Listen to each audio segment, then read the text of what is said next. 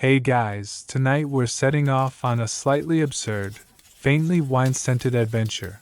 One that begins not with a clash of armies or a storm from the gods, but with a restless dawn in the city of Thebes. The marble still holds a little of yesterday's heat, the streets are quiet except for a few vendors setting out figs, and somewhere in the upper floor of a painted villa, a certain god of wine, revelry, and creative chaos is stirring under a pile of silk and ivy. Dionysus is awake. Or at least, he's decided he's done with lying down. You probably won't survive this. If the feasting doesn't do you in, the conversation with the donkey will. But then again, that's the kind of story we've signed up for. So, before you get comfortable, take a moment to like the video and subscribe. But only if you genuinely enjoy what I do here. And if you're listening right now, drop your location and the local time in the comments. I'm curious to see how far this sleepy road trip will wander. Now, dim the lights, maybe turn on a fan for that soft background hum, and let's ease into tonight's journey together. You're standing in the cool peristyle of Dionysus's home. Columns painted in red and blue encircle a courtyard where grapevines climb like they've been invited to stay forever.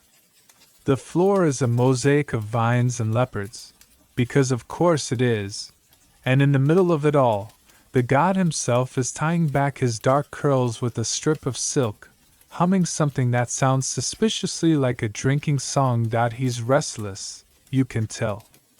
Maybe it's the aftermath of last night's revel, when half the musicians fell asleep still holding their lyres. Maybe it's that certain glint in his eyes, the one that means he's about to do something mildly irrational, but very entertaining. Historians still argue whether Dionysus was a patron of orderly wine rituals or a champion of unplanned chaos. Watching him this morning, you'd put your drachma on the ladder. The air smells faintly of wine, must, and thyme from the courtyard garden. Somewhere nearby, a servant is sweeping up amphora shards from last night's enthusiastic dancing incident. Dionysus stretches like a cat, drapes his leopard-spotted cloak over one arm, and announces, "We're going on a journey." No destination offered, no itinerary, just a bright, expectant grin. As the first light spills over the city walls, you step into the street beside him. Thebes in the early morning is calmer than you've ever seen it. Shop doors just cracking open, bread ovens exhaling their first warm breath, a single shepherd leading a flock toward the gates. Dionysus moves through it all with the casual grace of someone who is either a god or absolutely convinced he's the most interesting thing in the agora. Which, in his case, is both true. Halfway to the city gate, something unusual happens. From the shade of a fig tree, a donkey emerges. Not a timid shuffle, not a hesitant step. No, this donkey steps out like it owns the paving stones, flicks one ear toward Dionysus, and says, in perfect, conversational Greek, "If you're going where I think you're going, you'll need a guide." You stop walking. Dionysus does not. He looks at the animal with mild curiosity, the same way you might regard someone offering you an extra olive. "And where?" he asks. "Do you think I'm going?" The donkey's mouth quirks upward in what can only be called a smirk. "Away from here. Toward trouble. Toward something you'll turn into a festival." Its voice is calm, deep, with the faintest gravel, like it's been lecturing travelers for decades. Quirky tidbit. In some obscure fragments of Greek comedy, talking animals weren't just comic relief. They were messengers of the gods or stand-ins for wise elders. Whether this donkey is either of those things or just an unusually confident pack animal is, as historians like to say, an open question. Dionysus laughs, a warm, rich sound that curls through the morning air. "Fine," he says. "You'll come with us." "Us?" "Apparently you've been drafted without consent." The donkey nods once, in the manner of someone who has already decided they'll be in charge of directions. Outside the city gates, the world is all rolling hills and glinting olive groves. The road stretches pale and dusty under the early sun. Dionysus adjusts the strap of his wineskin, the donkey falls into step beside him, and you realize this is the beginning of something entirely unplanned. The city fades behind you, the hum of its waking life replaced by the rhythmic clop of hooves and the occasional rustle of vines in the breeze. You glance sideways at your new traveling companions, a god who can turn a village square into a theater in under an hour, and a donkey whose expression says they've been unimpressed by bigger things than gods. And somewhere between the city and the first bend in the road, you start to wonder, was the talking donkey waiting for Dionysus? Or was Dionysus waiting for the donkey? Historians still argue whether journeys like this start with intent or accident. But here's what you know: the sun is climbing, the road is open, and the company is unusual. The morning warms quickly as the three of you, god, human, donkey, amble along the pale road. Thebes is now a smudge in the distance, its rooftops shimmering slightly in the rising heat. Dionysus walks with that easy, rolling gait of someone who could walk all day without creasing his tunic. He seems in no hurry, yet he's clearly going somewhere. The donkey, on the other hand, has the brisk, businesslike pace of a seasoned caravan leader, though you're starting to suspect it measures time in the number of gossip opportunities missed out a mile or so out. Dionysus halts in a patch of shade where a pair of olive trees lean together like old friends. From the folds of his cloak, he begins producing items you swear weren't there when you left. A wineskin, of course, plump and fragrant. A small pouch that jingles faintly.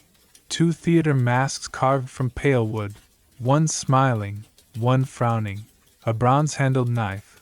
And with a certain flourish, a small lyre strung with gut that hums faintly in the breeze. Mainstream fact: in ancient Greek myth, Dionysus wasn't just the god of wine, but also of theater, music, and all the arts of transformation. Traveling with props like masks and instruments wasn't eccentric for him. It was practically a professional requirement. He inspects each item, handing the pouch to you for emergencies, and placing the masks carefully in a wicker basket the donkey is now wearing like it was custom made for the job. The donkey chews a mouthful of wild grass and comments, "You've packed for a party, not a journey." Dionysus shrugs. "A journey is a party stretched out over miles." He says it with the casual authority of someone who's decided this is true, therefore it is. Quirky tidbit: some vase paintings depict Dionysus traveling with a train of satyrs and maenads carrying everything from wine jars to full-sized musical instruments. The donkey's skeptical look suggests it's seen those paintings and disapproves of the baggage. You help adjust the strap on the wineskin so it sits snugly over Dionysus's shoulder. He catches your glance and grins. "There's more than wine in here," he says, which is either reassuring or worrying. The donkey insists on checking the knife's edge. Dull, typical. Before allowing it to be wrapped in a piece of oiled cloth and tucked into the basket alongside the masks. "You'll thank me when you need to cut bread and not your hand," it says. You start to get the sense that the donkey's role will be equal parts navigator and unsolicited life coach. Historians still argue whether the figure of Dionysus as a wandering, rustic traveler came from his earlier cults in the countryside or from later comedic plays. Standing here, with the god rearranging a donkey's load while humming a song about great harvests, it feels like the truth might be both. Once the packing is complete, Dionysus pats the donkey's flank, raises the wineskin to the sky in a mock toast, and says, "The road will provide." The donkey mutters, "It will provide dust and blisters," but sets off anyway, ears flicking at the sound of cicadas beginning their midday chorus. You follow, now carrying the lyre at Dionysus's request. You have the hands of someone who won't drop it. The road ahead dips toward a ribbon of green where vineyards shimmer under the sun. The air smells faintly of thyme and ripe figs. Somewhere to your left, a shepherd's flute drifts down from a hillside. The donkey keeps a steady pace, Dionysus occasionally breaking into a few lines of song, and you start to feel that peculiar energy that comes at the start of a long trip. Everything ahead is unknown, but the rhythm of movement is already settling into your bones. By the time you crest the next rise, you've stopped thinking about where you're going and started wondering what you'll remember about getting there. The heat is building now, that late morning brightness where the shadows turn short and sharp, but Dionysus seems unaffected. His curls catch the sunlight in a way that feels both casual and deliberate, and the donkey's pace is as steady as if it were strolling through a cool glade. You, however, are beginning to notice the fine dust clinging to your sandals. The road narrows briefly between two low, crumbling walls, and that's when the donkey slows, lifts its head, and says, "Before we go any farther, we need to decide the route." Dionysus arches an eyebrow. "You're the guide, aren't you?" "Yes," says the donkey. "But it's easier if I know whether we're heading for spectacle or speed." Mainstream fact: in many Greek myths, divine journeys often split into two categories: those taken with a grand public entrance at the end, and those taken with the subtlety of a passing cloud. Dionysus, you suspect, prefers the first. "We'll take the scenic route," the god declares. "More chance to meet people worth meeting." The donkey's tail flicks. "Scenic means hills. And hills mean talking about hills." "Talking to whom?" you ask. The donkey swivels an ear towards you. "To you, mostly. And anyone else who wanders into earshot." Quirky tidbit: there's a minor fragment from a lost comedy in which a talking donkey serves as a chorus, offering commentary on the hero's questionable decisions. This particular donkey, you think, may have read the script. The debate unfolds over the next stretch of road. Dionysus champions the idea of passing through vineyard country. More wine, more music, more opportunity for local color. The donkey argues for a straighter route through low farmlands where the ground is even and the water sources are predictable. You, wisely or not, keep your counsel. Historians still argue whether animals in myth were ever meant to symbolize human reasoning, but here the donkey's pragmatism and the god's flair for detours feel like two halves of the same coin. Eventually, Dionysus wins, not with logic, but with a well-timed offer. "If we go through the vineyards, I'll let you choose the inn tonight." The donkey eyes him for a long moment, then nods. "Fine. But we're starting early tomorrow, before the sun gets ideas." Decision made, the pace picks up again. The walls fall away to reveal gentle slopes patterned with vines, the leaves flashing silver green in the wind. Farmers in wide-brimmed hats bend over their work, occasionally straightening to watch the small, unusual caravan pass. A barefoot traveler with a lyre, a god with a wineskin, and a donkey that looks like it's keeping score. The conversation drifts to local gossip, though how the donkey knows the vintner's daughter prefers figs over grapes, you don't ask. Dionysus hums as he walks, occasionally raising his arms as though conducting an invisible chorus. You start to suspect that in his mind, every journey is already a performance, and every listener a potential audience. By the time you round a bend and see the first stretch of terraced vineyards climbing the hillsides, the argument over the route has faded into an easy rhythm of movement and banter. And though you'd never admit it out loud, the donkey was right. There's something about hills that makes you notice the journey, not just the destination. The vineyards open around you like green amphitheaters, each terrace a neat procession of vines heavy with ripening grapes. The sun turns their skins glossy, deep purples, pale greens, and dusky blues that almost look painted on. Dionysus slows his pace here, as though the vines themselves are worth a formal greeting. You half expect him to start shaking each plant's hand. The air is thick with that sweet, slightly fermented scent of late summer fruit. Bees drift lazily between clusters, their hum mingling with the faint creak of wooden presses from somewhere farther down the slope. A farmer, seeing you approach, straightens from tying a vine and gives a cautious nod.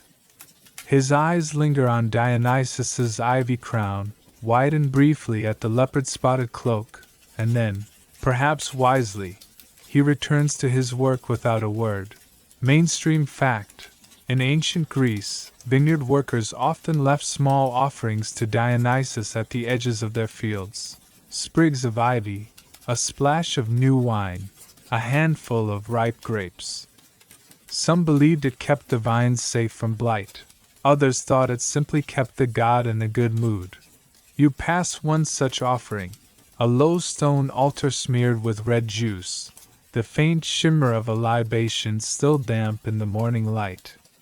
Dionysus pauses, pours a trickle of wine from his own skin, and murmurs something in a language older than the road beneath your feet. The donkey watches with one ear twitching and says, "That's going to attract ants." Quirky tidbit: there's a fragment from a rural hymn where Dionysus blesses a vineyard by dancing in it. The blessing works, but only for the vines he doesn't step on. This moment feels like it could belong to that hymn. If only the donkey would stop commenting. The road here narrows to a dirt track running between stone walls, the scent of crushed thyme under your sandals as you walk. Dionysus plucks a grape from a low-hanging cluster and tosses it to you, sweet, warm, and full of juice. He feeds another to the donkey, who accepts it with great dignity before declaring, "Acceptable, but not the best vintage." Historians still argue whether Dionysus's connection to wine was born from human agriculture or whether the myth inspired the cultivation itself. Here, with the terraces rising around you and the god himself striding along their base, the line between myth and history feels blurred enough to walk on. As midday creeps closer, the heat presses more firmly against your shoulders. Dionysus suggests a rest in the shade of an olive grove ahead. The donkey approves, as long as it's downhill, and you step off the road into a pool of dappled light, the air cooler and scented with crushed leaves. Somewhere beyond the vines, a dog barks. Farther still, you think you hear laughter carried on the breeze. For now, though, it's just the three of you, the quiet sway of branches, and the comfortable rustle of travel things being set down for a pause. The shade of the olive grove is a gift, the ground beneath you cool and soft with last year's fallen leaves. Dionysus flops down against the knotted trunk of the oldest tree, pulling the wineskin into his lap like a favorite pet. You sit nearby, cross-legged, the lyre resting against your knee. The donkey chooses a patch where it can keep an eye on both of you and the road, ears swiveling like weather vanes. The piece lasts about 3 minutes before Dionysus says, "We should talk about the route again." The donkey snorts. "We already decided, vines and hills." "Yes, but I'm reconsidering," Dionysus says, tearing off a piece of bread from a small bundle you didn't see him carry. "The scenic road is longer, but if we take the valley floor after this, we could reach the coast sooner." The donkey fixes him with a look.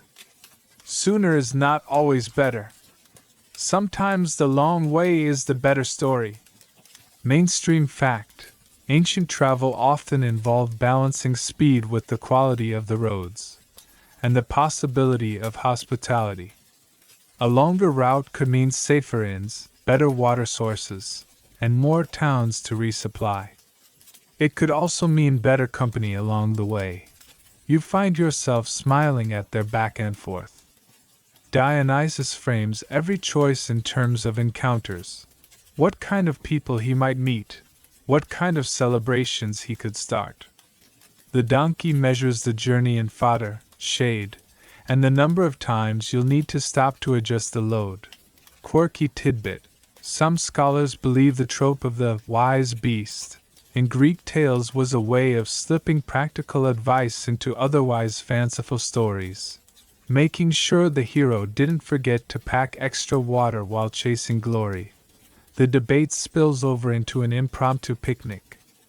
Bread is passed around, figs sliced with the bronze-handled knife, and the wineskin's contents, rich and heady, poured into small clay cups. Dionysus insists on carrying everywhere.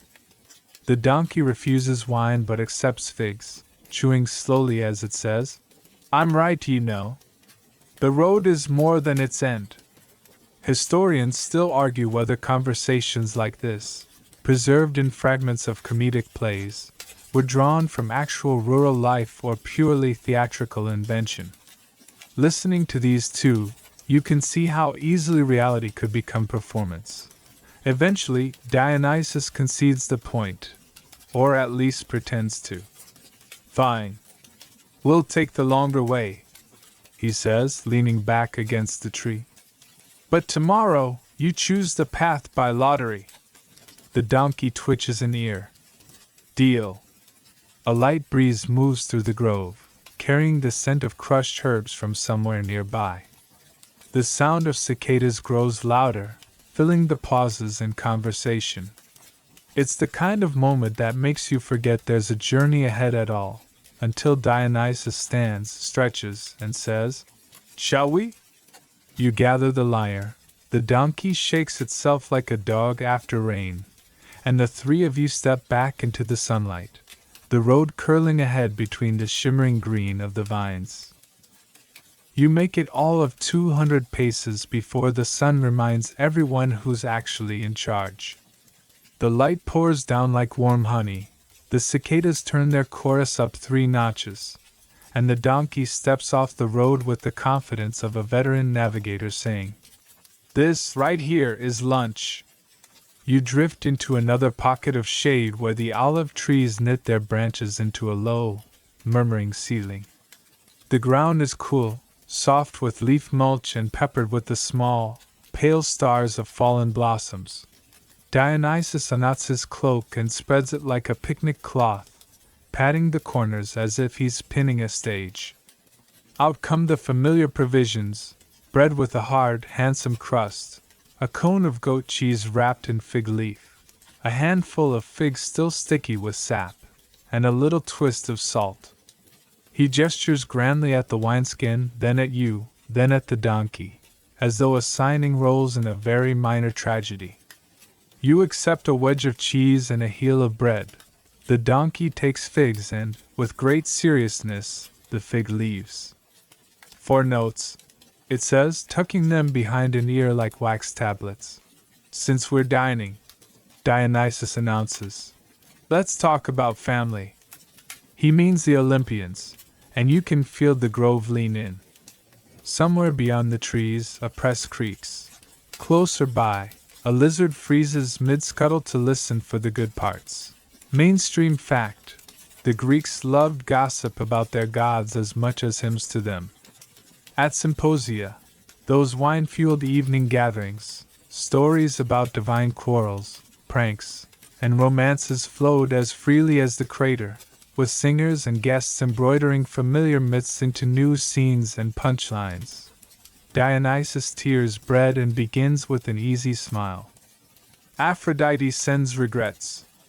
She's late to everything that isn't a mirror. Lovely person. Deadly with invitations." He pours a thimble of wine into a small cup and slides it to you like a conspirator. The donkey chews a fig, then intones, "Ares will crash the party anyway, shout about valor, trip over an amphora, and blame the furniture." It pauses, satisfied. He is very brave around furniture. Dionysus laughs softly. To be fair, furniture in my house is unusually aggressive. He leans back against the tree, eyes half-lidded in pleasure at the shade. Hermes would have joined us by now, pockets mysteriously heavy, sandals suspiciously clean. Quirky tidbit. Some household shrines to Hermes included a tiny purse or miniature sandals as offerings, a charm for safe travel and successful bargaining, useful for anyone taking a road trip with a talkative pack animal and a god who attracts detours like figs attract bees. You slice the goat cheese with the bronze-handled knife, the edge catching a glint of noon. What about Athena? You ask, and immediately feel like you've thrown a pebble into a quiet pool. The donkey answers first. She will send advice on a wax tablet, 7 paragraphs, very sound, impossible to follow in practice. It considers this. We will do one of the 7 and pretend it was the most important. Dionysus nods with exaggerated reverence. Athena's plans work best when you add a little chaos at the edges. Like embroidery. He points the knife at the wineskin as though it'll second the motion. She pretends to dislike my festivals but somehow always sits where the music sounds best. The breeze carries the smell of crushed thyme. You watch a bee blunder into a flower, back out powdered with gold, and launch itself toward a further sweetness only bees seem to map. The talk drifts, comfortable as cool water. Poseidon? You venture. Invited, Dionysus says, but he reads the room poorly. Thinks any dance floor is a shoreline. The donkey flicks an ear. He will tap the amphora and say the wine should be salter. He will be wrong. Historians still argue whether Dionysus's cult came into mainland Greece by sea, from Thrace or Asia Minor, or by slow spread through rural festivals turned urban. Sitting here with the god idly doodling little waves in the dust with a twig, you can imagine both currents braided together. Coastal arrivals, inland vines, a tide of songs washing amphitheaters and farmyards alike. Zeus is the last to come up, because everyone pretends it's polite not to start with the boss. Dionysus breaks the decorum lazily. Father says he admires an orderly procession, he murmurs, but he laughs hardest when the drums get out of hand.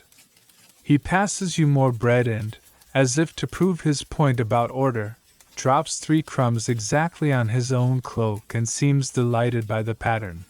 The donkey lifts 1 fig leaf like a lectern. Minutes of the meeting. We agree not to tell Hera we took the scenic route, and we agree to tell Hera we took the scenic route. It blinks. Both statements will be true at some point. Joke 1 lands like a small bell, and even the lizard allows itself a head tilt of appreciation. Dionysus, amused, raises the wineskin. Hera is better at forgiveness than she advertises.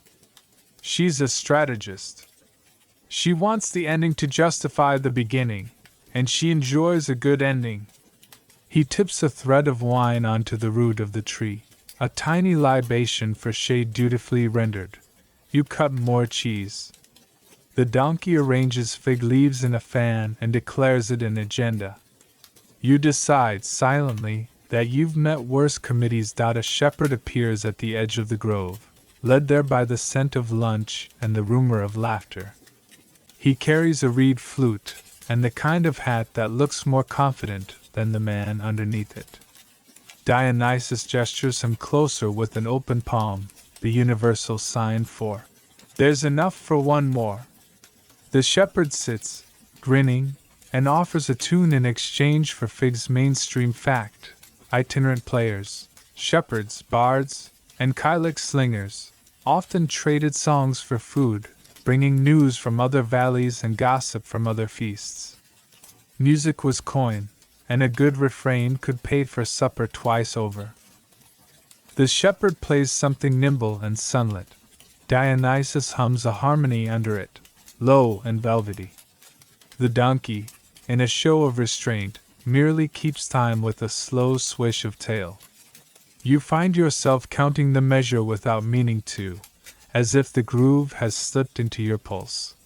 When the tune ends, the shepherd asks, "Is it true what they say, Lord? That your vines can climb a ship's mast?" Dionysus's smile turns private. "Only when the sailors need reminding that joy outruns fear." Historians still argue whether legends of vines bursting from decks or wine springing from rock reflect ritual trickery or faith-filled storytelling. You sip from the little cup and decide that, practically speaking, the result is the same: hearts lift, songs lengthen, and feet learn steps they didn't know at breakfast. Joke too grows naturally from the moment. The donkey leans toward the shepherd's hat and says, "This is the best instrument here. It keeps the sun off the notes." The shepherd laughs into his fingers like a boy caught stealing good olives. Dionysus passes around olive paste he somehow conjures from a small jar you swear wasn't there earlier. The bread, once stern, becomes gracious with it. The cheese melts obediently on your tongue.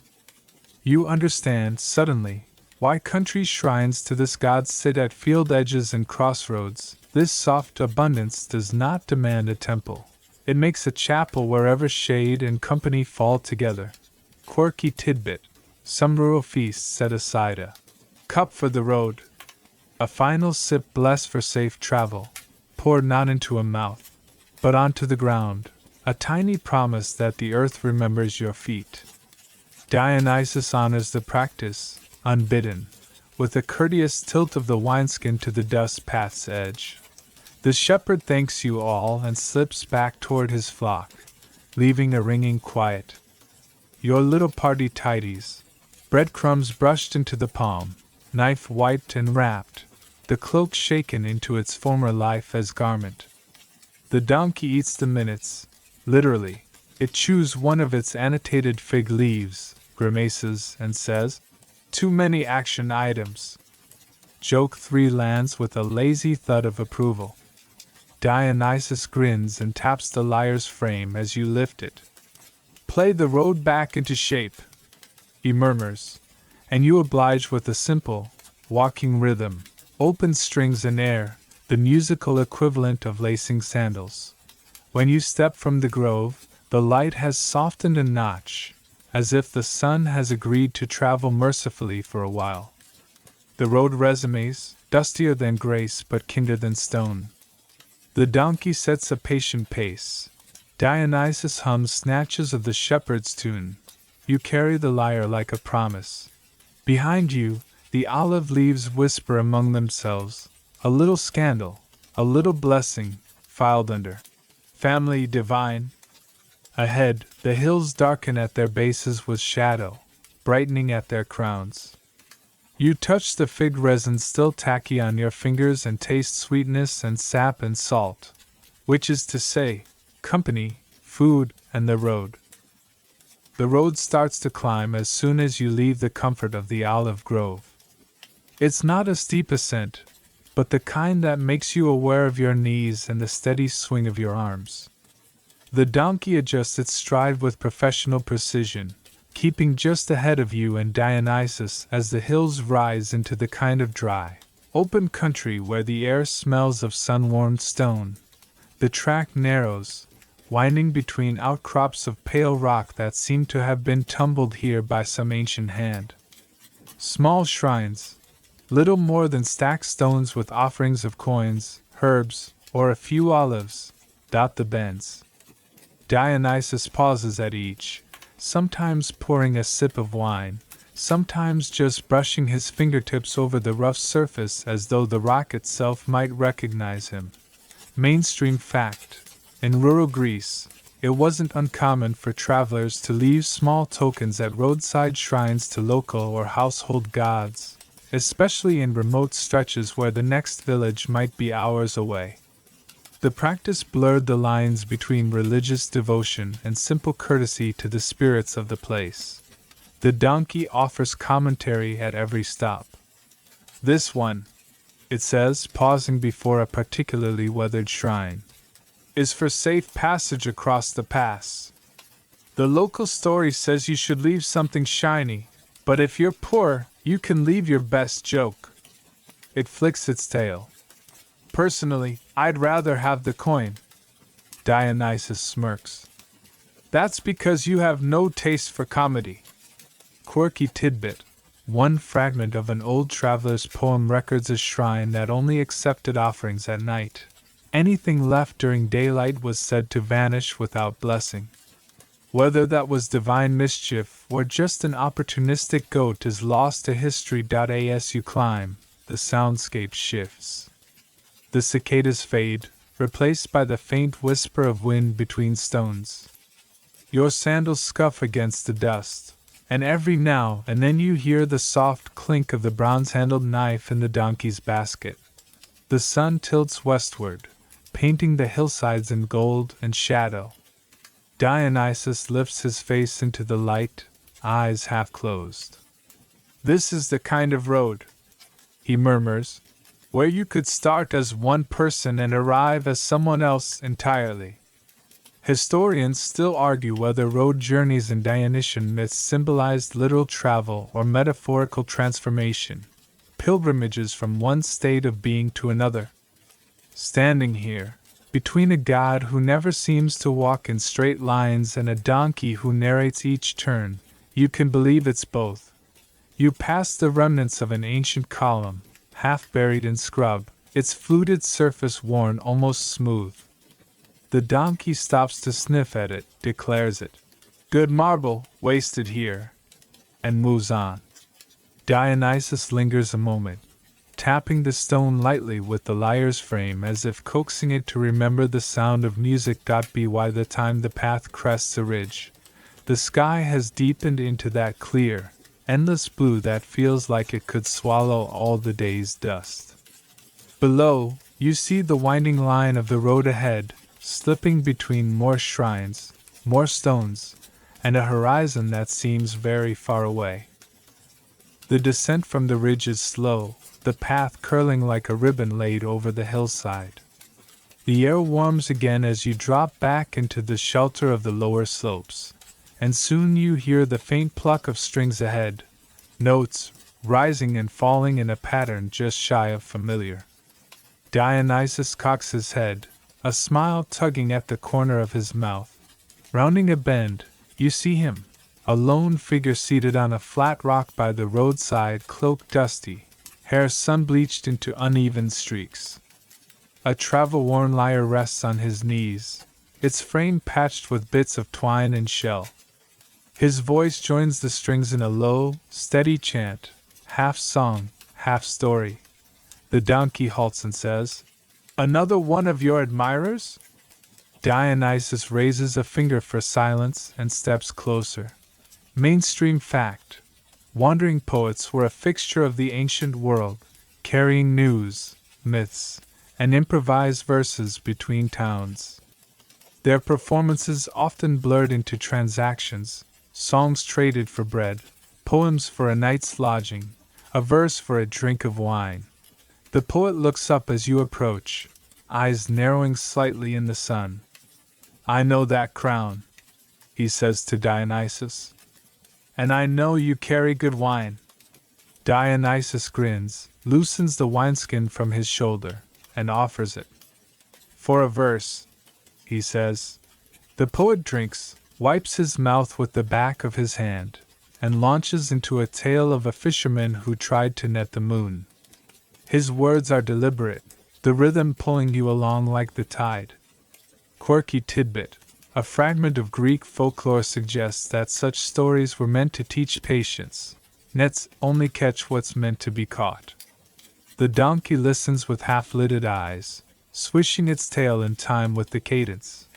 Historians still argue whether poets like this served mainly as entertainers or as keepers of communal memory, weaving local history into a web of shared stories. Watching him now, it's easy to believe he is both, a man preserving the memory of an imagined mooncatcher as though it were his own grandfather. When the tale ends, Dionysus claps softly. "You've earned another sip," he says, and refills the poet's cup. The poet glances at you. "And you? What do you trade?"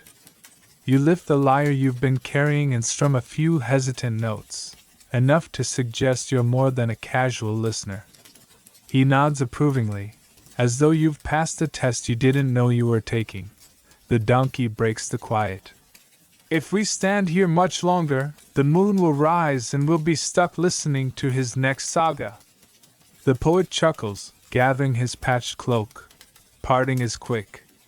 He tucks the wine into his memory, you tuck the moonfisher into yours, and Dionysus walks on, humming the refrain. The road feels different after meeting someone who lives entirely within its length, narrower, perhaps, or simply more alive. The afternoon light slides toward that honeyed, forgiving hue that makes even dust look like gold. The road widens slightly here, framed by rows of plane trees whose leaves rustle in a constant, conspiratorial whisper. Their shade dapples the ground in moving patterns, like the road itself is trying to dance along with you. Dionysus slows under the canopy, tipping his head back to look at the high branches. "Perfect for a procession," he says. "Trumpets here, dancers there, and perhaps a satyr in the treetops for drama. You can almost see it, garlands hanging from the branches, sunlight flickering on bronze cymbals.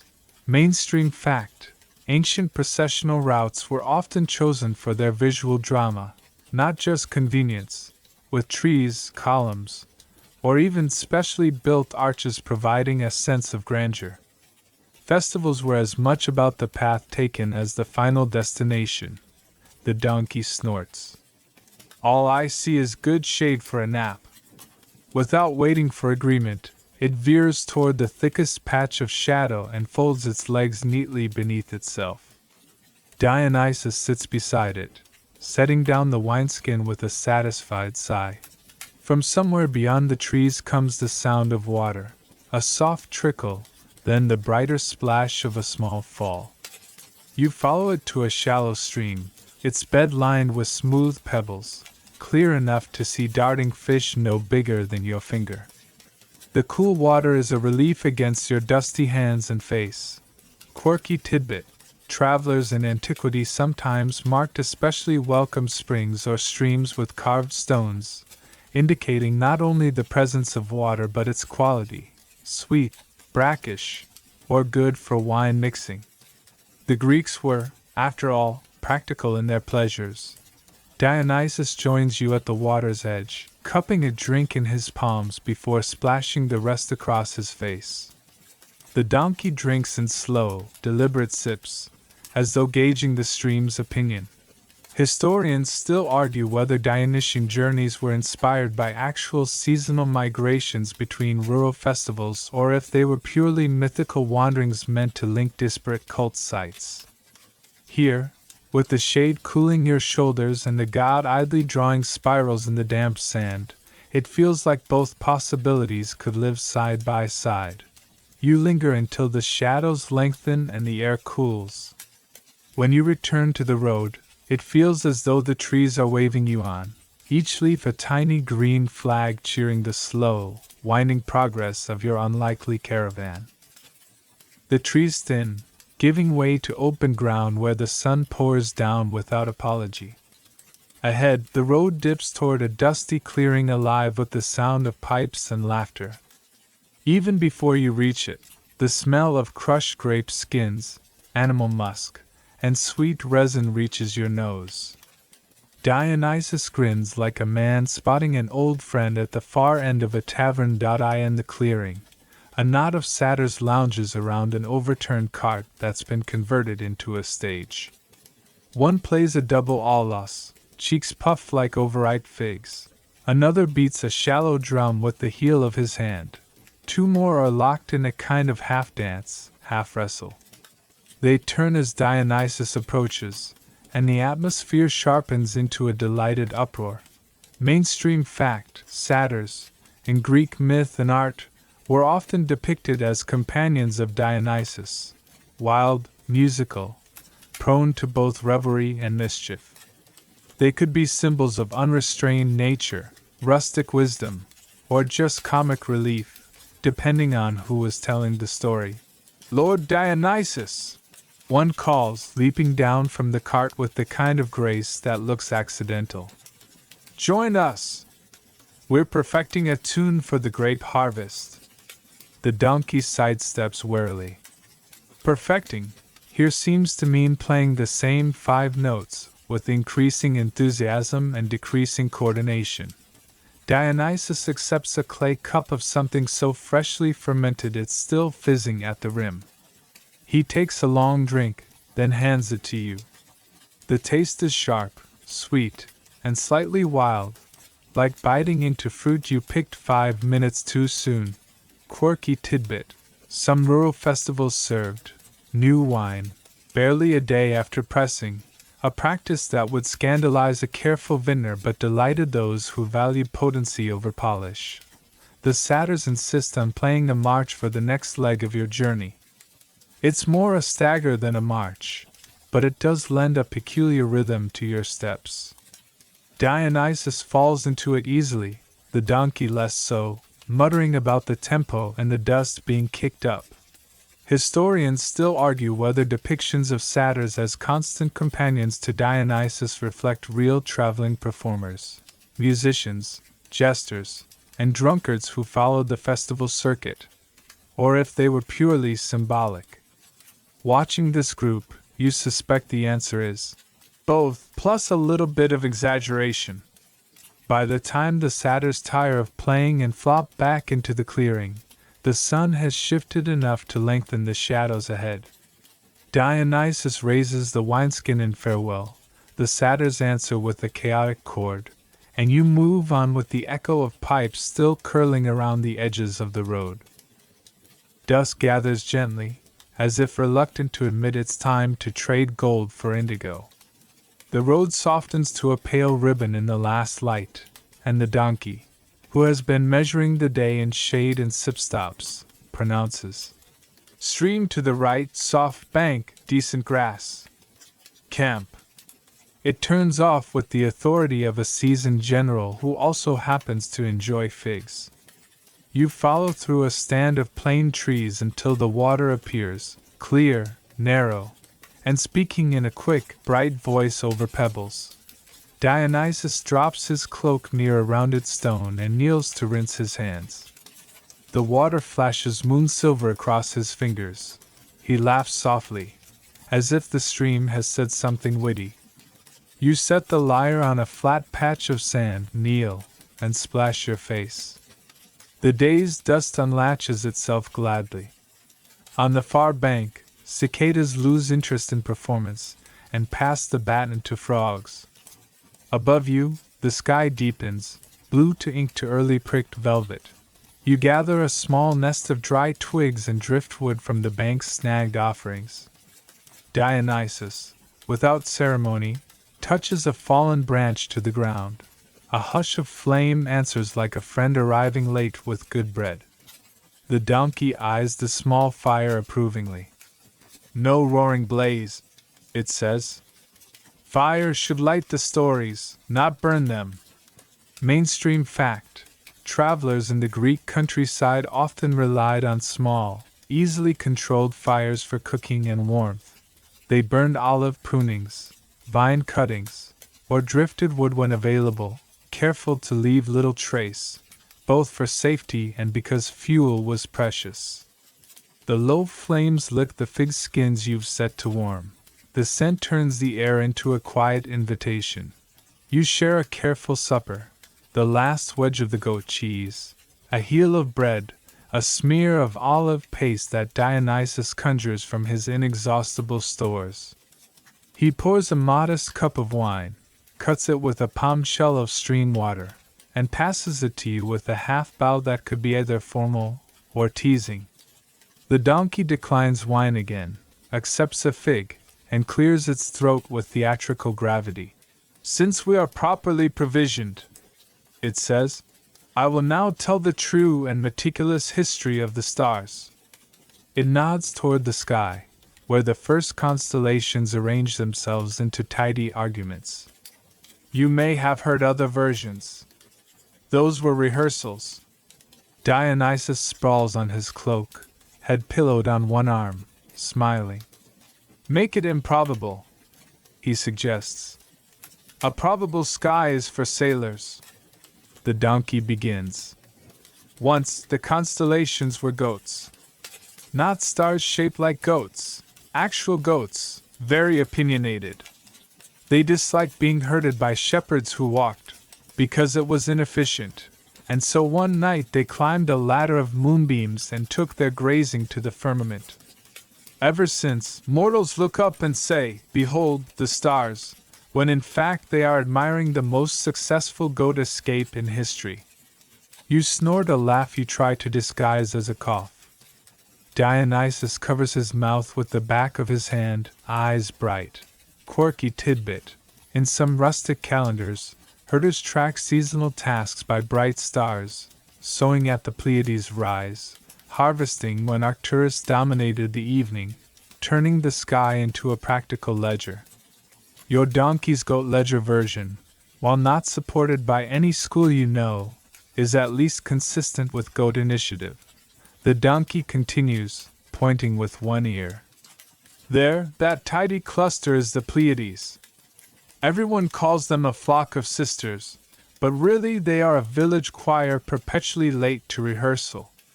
That is why they travel in a clump, whispering the alto line to each other. Dionysus raises his cup in salute to the clump of altos. The fire answers with a soft crack, applause, or a seed pod deciding it's a comet. Historians still argue whether the star lore in Hesiod and farmers' almanacs was mainly mnemonic, practical advice wrapped in myth, or part of a larger ritual worldview in which constellations acted as divine calendar keepers. Sitting here, it feels like both. The sky offers useful notes and irresistible stories, and mortals dutifully copy both onto the same page. The donkey's tail swishes, metronomic. That long hunter with a belt, mortals say Orion. But the truth is that he is a tailor, perpetually chasing a customer who refused a fitting and ran into the heavens to avoid alterations. The belt obviously is evidence. That makes the scabbard a measuring tape, you say. The donkey beams, having found a competent audience. Dionysus laughs again, low and pleased. Change one story and the world gently rearranges to fit, he murmurs. The stream chatters. Moths write small, looping sentences in the air. From the edge of the fire's circle, a small owl blinks at you as though surprised to find a salon in its fishing spot. You pluck the lyre, testing a quiet pattern that ripples like the water. 2 strings open, a third brushed, then silence. Dionysus hums a second line beneath it, a sleepier twin to the shepherd's noon tune. The donkey waits for an appropriate pause and resumes, undeterred. And those 2 bright ones there, Castor and Pollux, yes, brothers, horsemen, fine. But also excellent bakers. People always forget that heroes must eat. On cold nights they heat the sky from the inside by kneading dough until dawn. That is why morning sometimes smells like bread. Joke 1 lands with a gentle bump. You breathe it in as if bread might indeed be on its way. Mainstream fact. Sailors watched Castor and Pollux, the Dioscuri, as protectors against storm and shipwreck. St. Elmo's fire, a blue glow on masts, was sometimes credited to their presence. A road trip version of their guardianship, keeping the night ordinary and the fire steady, doesn't feel like much of a stretch. The donkey lowers its voice, as if night itself has leaned closer. Not all constellations started above, it says. Some were crowds at a god, No names, invited to a festival so grand that they clapped themselves into sparks. Up they went, to keep clapping where the applause could last. Its eye glints in the firelight. Dionysus's smile softens, less mischief, more memory. I like that, he says. Let joy have an orbit. You ladle a little water into a shallow clay dish and set it by the coals, a habit you picked up somewhere between monasteries and ferry crossings. The donkey nods approval as if you've performed a rite. Good, it says. Fire has a throat, too. The night expands. Constellations sharpen. The Milky Way stretches like spilled salt. From the road, once or twice, comes the distant roll of cartwheels. Then quiet returns, folding over itself like careful cloth. You lean back on your elbows and let your eyes adjust until the sky stops being a ceiling and becomes an enormous, lightly populated field. Tell one, Dionysus says to you, eyes glinting. Tell the star story you were given as a child. You consider, then offer a small tale, that when a person keeps a promise past the point of comfort, a pinpoint of light is struck and hammered thin across the dark so others can walk by it. It feels true on your tongue, and also new. Maybe you just made it, and maybe someone whispered it to you years ago beside another fire. Dionysus nods, satisfied. The donkey murmurs, promising is a kind of map-making. Historians still argue whether travelers like you typically slept in roadside groves or sought out farm courtyards and herders' huts. Practicality says people chose shelter when they could, stars when they must. Tonight, with water, warmth, and company, the open bank feels deliberate, not default. The fire settles lower, embers winking like red seeds. You feel the day unhook itself gently from your shoulders. Joke 2 drifts in on a yawn. The donkey peers at your bedroll and says, You have arranged your blanket upside down. When you blink, it nods gravely. Yes. Gravity notices these things. You flip the blanket for the sake of physics, or comedy, or both. Dionysus turns the wineskin once in his hands and sighs in that satisfied way that means he's planning more miles and more mischief tomorrow. This is the part of the road people forget, he says, voice just above the stream. They remember the dances, the ports, the festivals. They forget the quiet where stories decide to be true. You answer with a chord as soft as breath. The donkey, having finished its improvised star encyclopedia, tucks its legs under and lowers its head, though one ear keeps watch on the stream's silver gossip. The owl, apparently satisfied with the evening's minutes, steps back into shadow. Joke 3 arrives as a final courtesy. If the stars begin to rearrange, do not worry, the donkey mumbles. They are just checking the seating for tomorrow's clouds. Dionysus chuckles, a sound like wine poured slowly, and lets his eyes fall closed. The constellations hold their positions. The stream continues its small, exact work. You lie down, the ground warm where the fire has talked to it, and feel the night lay a light hand over your brow. Above, the goat choir hums, the bakers knead, the tailor sharpens his needle. Or else the Pleiades wheel where they always wheel, and Orion keeps the sky from unbuttoning. Either version is enough. You close your eyes to the thin perfume of smoke, figs, and river stone. The road waits just beyond the dark, already setting out its mile markers of shade, water, and songs you don't know yet. For now, the story rests. The fire breathes. The sky, opinionated and kind, keeps watch. Morning arrives as a cool hand on your forehead. The stream is a softer voice now, the embers freckles of gray, and the sky a pale wash that has not yet chosen a color.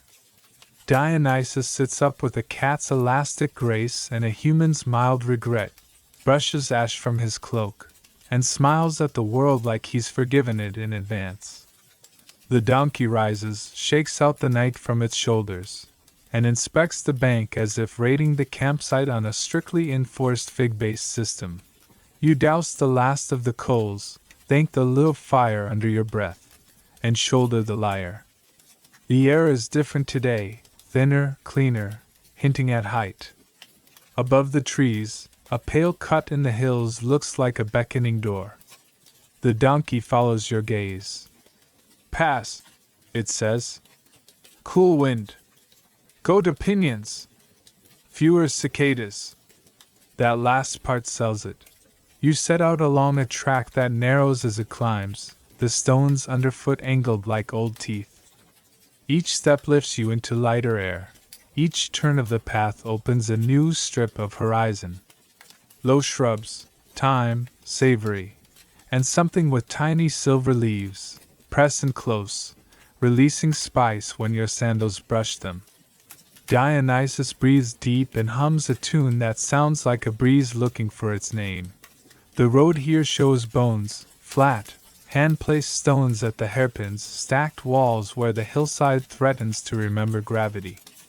Mainstream fact: in mountainous regions of ancient Greece, shepherds and travelers maintained these passes season after season. Transhumant herders moved flocks along the same high routes each spring and autumn, keeping paths open with low walls and cairns, their feet doing as much engineering as any chisel. The first altar appears around a bend, just a waist-high block of limestone with a soot-smudged top and a shallow groove for libations. Laurel and myrtle sprigs lie brown by the sun. Someone has tucked a small shell into a crack. Dionysus touches the stone lightly, then pours a thread of wine from the skin. It's a small sound in the big air. The donkey sniffs the offering and declares, "Ants will be delighted." You try not to imagine a tiny feast day. The wind picks up as the track steepens, carrying the faint clink of bells. Around the next spur, goats appear, stepping with the fussy precision of aristocrats avoiding puddles. Their horns curl like punctuation. Their eyes assess you like a jury of high-born ants. A boy in a saffron cloak follows, staff in hand, hair blown into an unrepeatable style. He nods, solemn as a magistrate, and gestures at the safest side of the path with the generous authority of someone half your age and twice as certain. "Blessings on your herd," Dionysus says. The boy blushes the particular blush of someone who will tell this story to the rest of his life and have people believe him exactly halfway. He points at the sky where a hawk writes a letter only goats can read. Quirky tidbit. Some Highland herders knotted bits of dyed wool into their goat's neck fleece as talismans. Tiny charms against the evil eye and, more practically, against confusing one white goat with another when fog turns the world into goat-colored soup. You notice a few such knots now, bobbing like small flags of stubborn luck. The path squeezes between two slabs of rock, and the temperature drops as if you've stepped into a cool cellar. You can see the pass ahead, a saddle between summits, chiseled by wind and time, stained with the dark streaks where winter water runs. Stone altars multiply here, as if worship were a cumulative action, each traveler adding a small square of seriousness to the stack. Dionysus's fingers brush one, then another. He's not claiming the place, only greeting it. "Leave something shiny," the donkey advises, flicking an ear toward an altar where coins of various ages wink from shallow puddles. "Or if you're short on shiny, leave your best joke. The mountain appreciates either." It pauses. "Preferably both." Dionysus turns, eyes bright with mischief. "You first." The donkey considers, then intones. "A satyr, a shepherd, and a storm cloud walk into a pass." It stops. "No. The ending is mostly wind." You offer a safer contribution. one of the bronze knife's shavings, scraped thin from the tang and laid on the stone like a miniature sunrise. The wind taps approval against your sleeves. Historians still argue whether these high-altitude altars belong to particular gods, Zeus of the heights, Hermes of the road, Pan of the wild, or to the mountain itself, an older reverence folded into later names. Watching Dionysus treat each stone as a person he expects to meet again, you suspect distinctions mattered less up here than manners did. The climb settles into its own steady grammar. Step, breath. Glance back at the widening valley. Step, breath. Adjust the basket on the donkey's withers. Step, breath. Feel the cool fingers of the wind decide your hair for you. Goats cross the path with theatrical indifference. Their bells make a music that needs no listener. Dionysus walks with that unhurried certainty that makes time consider anap.at the past itself. The world opens. The far side spills away into a blue-on-blue of hills, ridges stacked like folded garments. The wind is clean and thin. It tastes like stone and old, cold water. You stand there longer than you meant to, not to summon anything, just to be counted by the view. Dionysus lifts the wineskin, pours a spiral into the dust that vanishes instantly, and smiles like the wind just told him a joke about clouds. Then you see them. Lo, where the dark stones arranged in a rough horseshoe, flower stems wedged into cracks, a tiny terracotta figurine lying on its side, a dancer, maybe, or a goddess whose nose has been lovingly broken by centuries. The donkey noses the figurine upright. Someone asked for an easy descent, it says. Someone else asked for easy love. The mountain said, define easy. You drop a thyme sprig. Dionysus adds a pin from his cloak, simple and bright. He glances toward the far slope. Down? He asks. The donkey answers by already starting. The descent is a different art. Your knees become negotiators. Your toes learn diplomacy. Where the path narrows, Dionysus goes first, then you, then the donkey, who insists it is better at braking.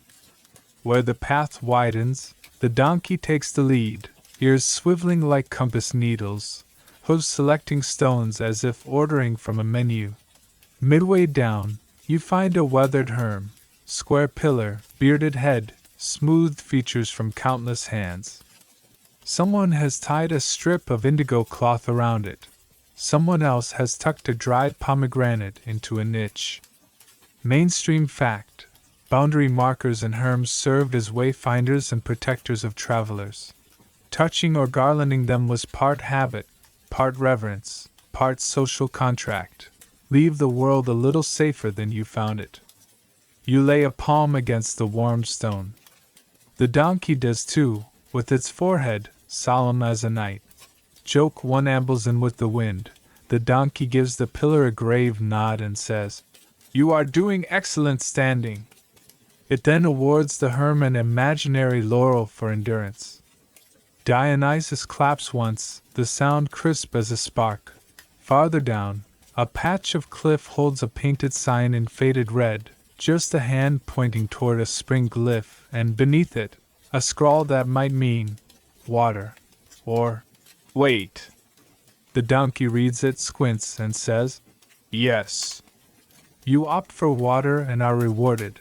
A trickle from the rock into a shallow basin lined with fine, black sand. You cup the cold into your mouth. It rings your teeth like a small bell. Quirky tidbit. Travelers sometimes scratch names into past rocks, not to boast but to reassure. We were here. You can be too. You find a shallow. Nico. And with the bronze's tip, at a tiny ivy leaf beside it as a sideways signature. The donkey approves the typography, then eats a romance-colored thistle with an expression of principled martyrdom. Joke too is botanical. The donkey chews, grimaces, and informs the thistle. You had every chance not to be prickly. as if offering an annual performance review. Dionysus, delighted, awards the plant most improved difficult herb. As the descent gentles, the wind gathers its skirts and moves on. Ahead, the path levels into a little saddle of grass and stone, a place that looks designed for a sigh and a figure. You sit. Dionysus sets the lyre across his knees and touches a few notes that sound like a stream learning to walk.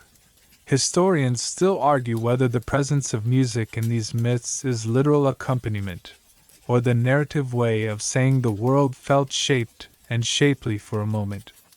Here, it's literal: strings and air that smells of time, a god smiling with his eyes closed, a donkey watching the cloud shadows climb hills like slow, gray sheep. Joke 3 arrives with a gust. The donkey flicks its ears toward the sky and declares, "Clouds are late. They had one job." It then forgives them because the wind has signed their note. You sign it too with a last sip of water and a slow exhale. When you rise, your legs remember solidity. The path widens to welcome you into the next valley. The altars dwindle behind like dim stars at dawn. The past does what passes do, holds your footprints for a few heartbeats, then returns to stone and wind and goat bells. You look back once. The saddle is a small notch in an enormous thought. Then you look forward, olive groves punctuating slopes, a ribbon of road finding its own mind again, and somewhere beyond the next fold, people who will have never met a donkey that edits jokes. Dionysus slings the wineskin, the donkey picks a pace that says, "Gentle," and you step after, carrying a thin, clean wind inside your chest, exactly the size of a mountain. By late afternoon, the valley spreads into a quilt of fields and orchards stitched together by low stone walls, and the road leads you toward a town that smells of ripeness. Ribbons of purple juice streak the dust near the gate. Laughter drifts like birdsong from the square. You exchange a glance with the donkey. Its ears lift, its pace quickens in a way that says, "I accept credit in figs." Dionysus, already smiling, adjusts the ivy at his brow as if the day itself is a wreath he's been planning to wear. The square is a festival in full conversation with itself. Garlands loop between timber posts, baskets of grapes pyramid on tables, and two big wooden vats, Lena, sit like twin tubs awaiting enthusiastic feet. Children with stained lips run in arcs that disregard geometry. Old women fan the must with woven palm fans. A pair of youths test a reed pipe melody and look both proud and apologetic about it. Someone's hung a painted board that announces a grape-stomping contest in letters so exuberant they lean into one another like tipsy cousins. A woman in a saffron chiton and a practical smile spots Dionysus first. She blinks, takes in the leopard cloak, the crown, the way the light keeps saying yes to him, and decides not to overthink it. "You," she says, with the brisk authority of a person who has organized 10 festivals and 12 weddings. "You'll judge." Dionysus bows with a flourish as neat as a signature. "I was born to judge grapes," he says. The donkey murmurs, "At last, a job with measurable outcomes." Mainstream fact: at rural harvest feasts, precursors and cousins to the later, more formal Dionysia, villagers did stomp grapes in communal vats, singing rhythmic songs to keep time. The first pressing, free-run juice, was prized for its clarity and fragrance before heavier treading began. Someone thrusts a cup into your hand as if to make the point, sharp, perfumed, carrying sunlight and solution. A quick committee of elders and energetic teenagers explains the rules. 2 teams, 6 feet each vat, songs required, splashing allowed, biting discouraged. Dionysus claps. The donkey nods approval at the songs required clause. The woman in saffron appoints you assistant judge and ties a narrow blue ribbon around your wrist. Proof, presumably, that your taste buds now count as civic infrastructure. The contestants hop into the vats with theatrical squeals. Purple rises to their ankles and then climbs like a rumor. A drum starts, a shallow frame drum with a voice like a well-mannered thunderclap, and the stompers find their cadence. Left, right, twist, laugh, left. Dionysus leans one elbow on the vat's rim and listens like a vintner tasting a chord. Tempo, the donkey pronounces, eyes half-lidded in professional critique. They'll get bubbles if they rush. It pauses, then adds magnanimously. But the bubbles can be charming. Quirky tidbit. Some places toss sprigs of wild mint or crushed bay into the first vat to sweeten the air, swearing it kept bees friendly and singers in tune. Here, a boy walks slowly around the rim with a basket of myrtle, the leaves flicking scent into the steam like polite punctuation. The opposing team answers with a clatter of claps and a call-and-response song whose refrain is essentially a list of reasons to be cheerful, including but not limited to bread, shade, goats that come home, and the neighbor who finally fixed his gate.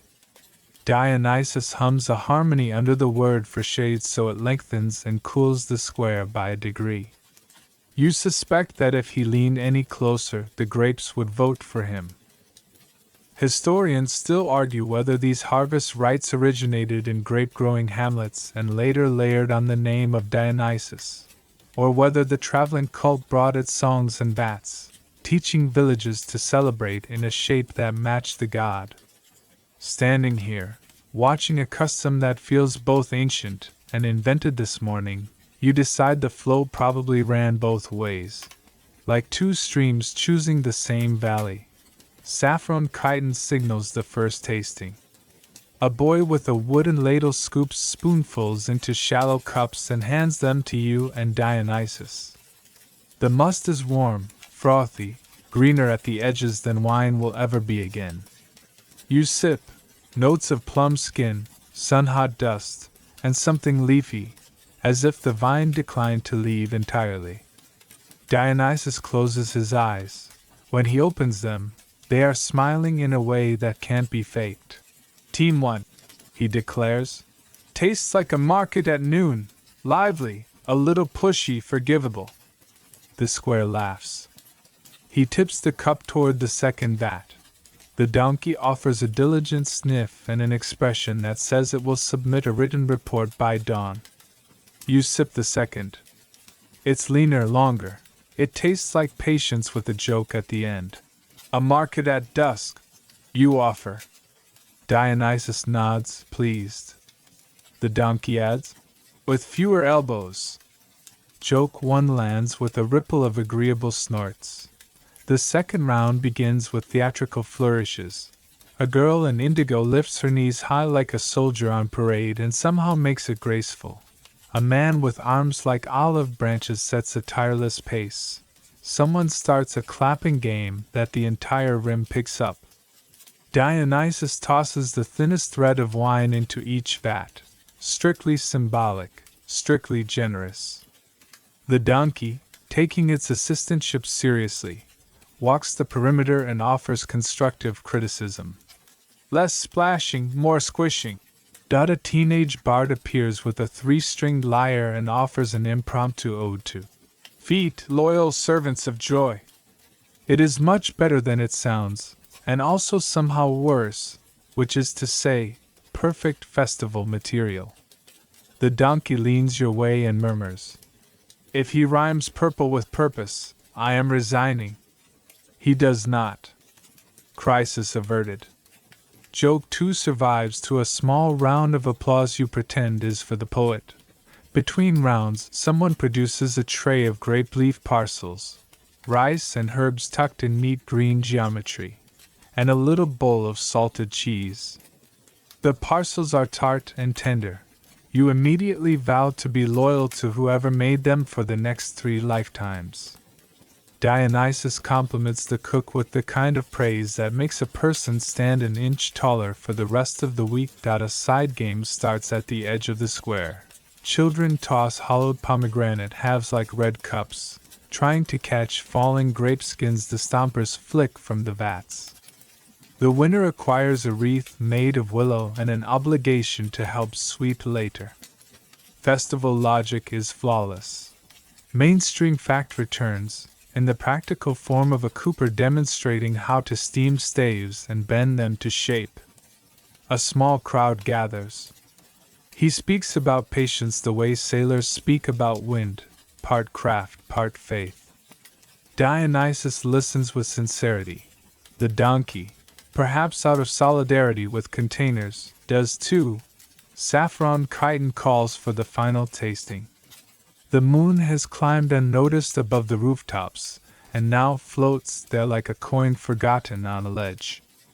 The square quiets with the efficient tenderness of people who've perfected the art of listening together. Cups pass to the judges again. Team 1's must has settled into itself, still bright, now more coherent.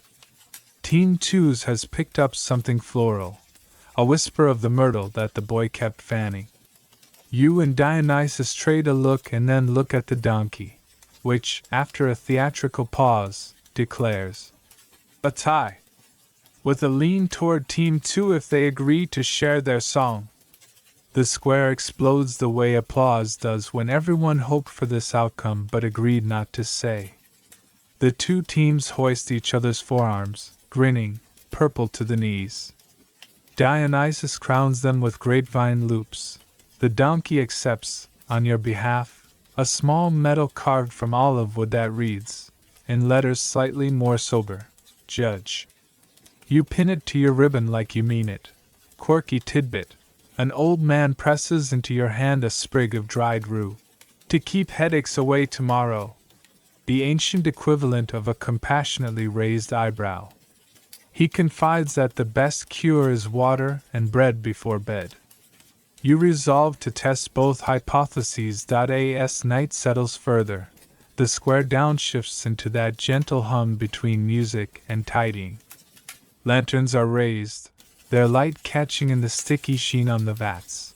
The reed pipes find a slower tune that remembers people need to breathe. Dionysus lingers, speaking with the cooper, praising the parcel cook again, blowing a kiss to the moon because it would be rude not to. The donkey inspects the sweepers with satisfied nods, then leans close and whispers, "You see? The long way came with better songs, and fewer elbows." Joke 3 lands with the soft confidence of a thing that was always true, merely waiting to be said. When you finally step away from the square, a basket of grapes and 2 grape leaf parcels richer, the road feels kindly underfoot. Behind you, laughter thins into private talk. Ahead, the night carries a cool edge that remembers the pass. Dionysus swings the wineskin, the donkey wears its assistant's ribbon like a minor magistrate, and you feel the contest's rhythm still in your calves. A memory of feet turning fruit into promise while a town kept time. Somewhere in the dark, a small shrine waits to hear about it secondhand. Somewhere in the morning, a vat will be rinsed and left to shine. And historians will keep arguing about origins and borrowings while the village, unfussed, borrows the moon again next year. For now, the festival enters your pack as surely as the parcel does, folded, fragrant, and ready to be offered later as proof that joy can be measured, judged, tied, and sung, all at once. The moon follows you out of the grape-scented town, silvering the olive groves that stitch the lower slopes together. The road is softer now, a pale thread winding between trees whose trunks twist like dancers caught mid-spin. Somewhere ahead, faint over the rhythmic creak of your sandals and the donkey's occasional hoof scrape, is the muffled beat of drums. Dionysus tilts his head toward the sound as if it's a private invitation. A mile on, the olive groves open to a broad, moonlit meadow where dozens of people sit in a loose ring. In the center, A low fire burns in a clay-lined pit, giving more warmth than light. A group of women in indigo pepper chant in a slow, rising pattern. A pair of young men answer with a deep, humming drone.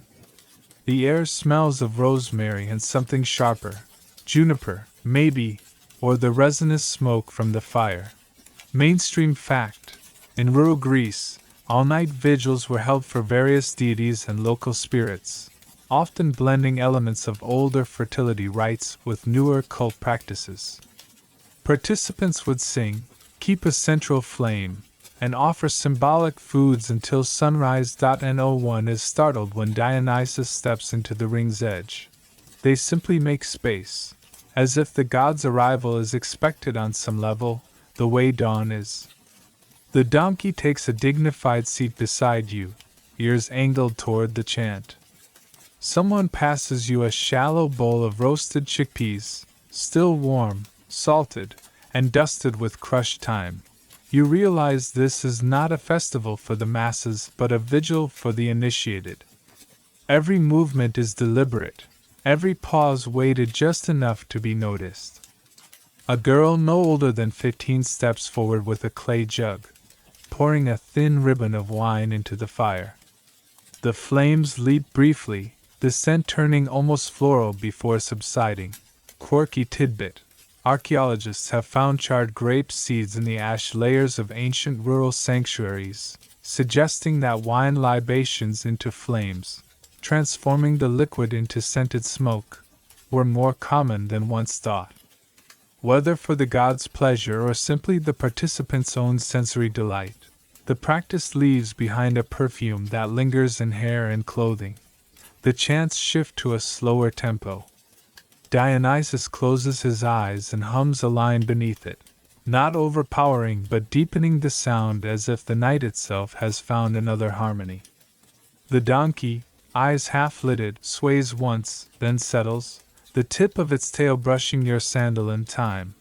Historians still argue whether such vigils were purely religious or doubled as subtle networking events, alliances forged in the shared endurance of sleepless hours.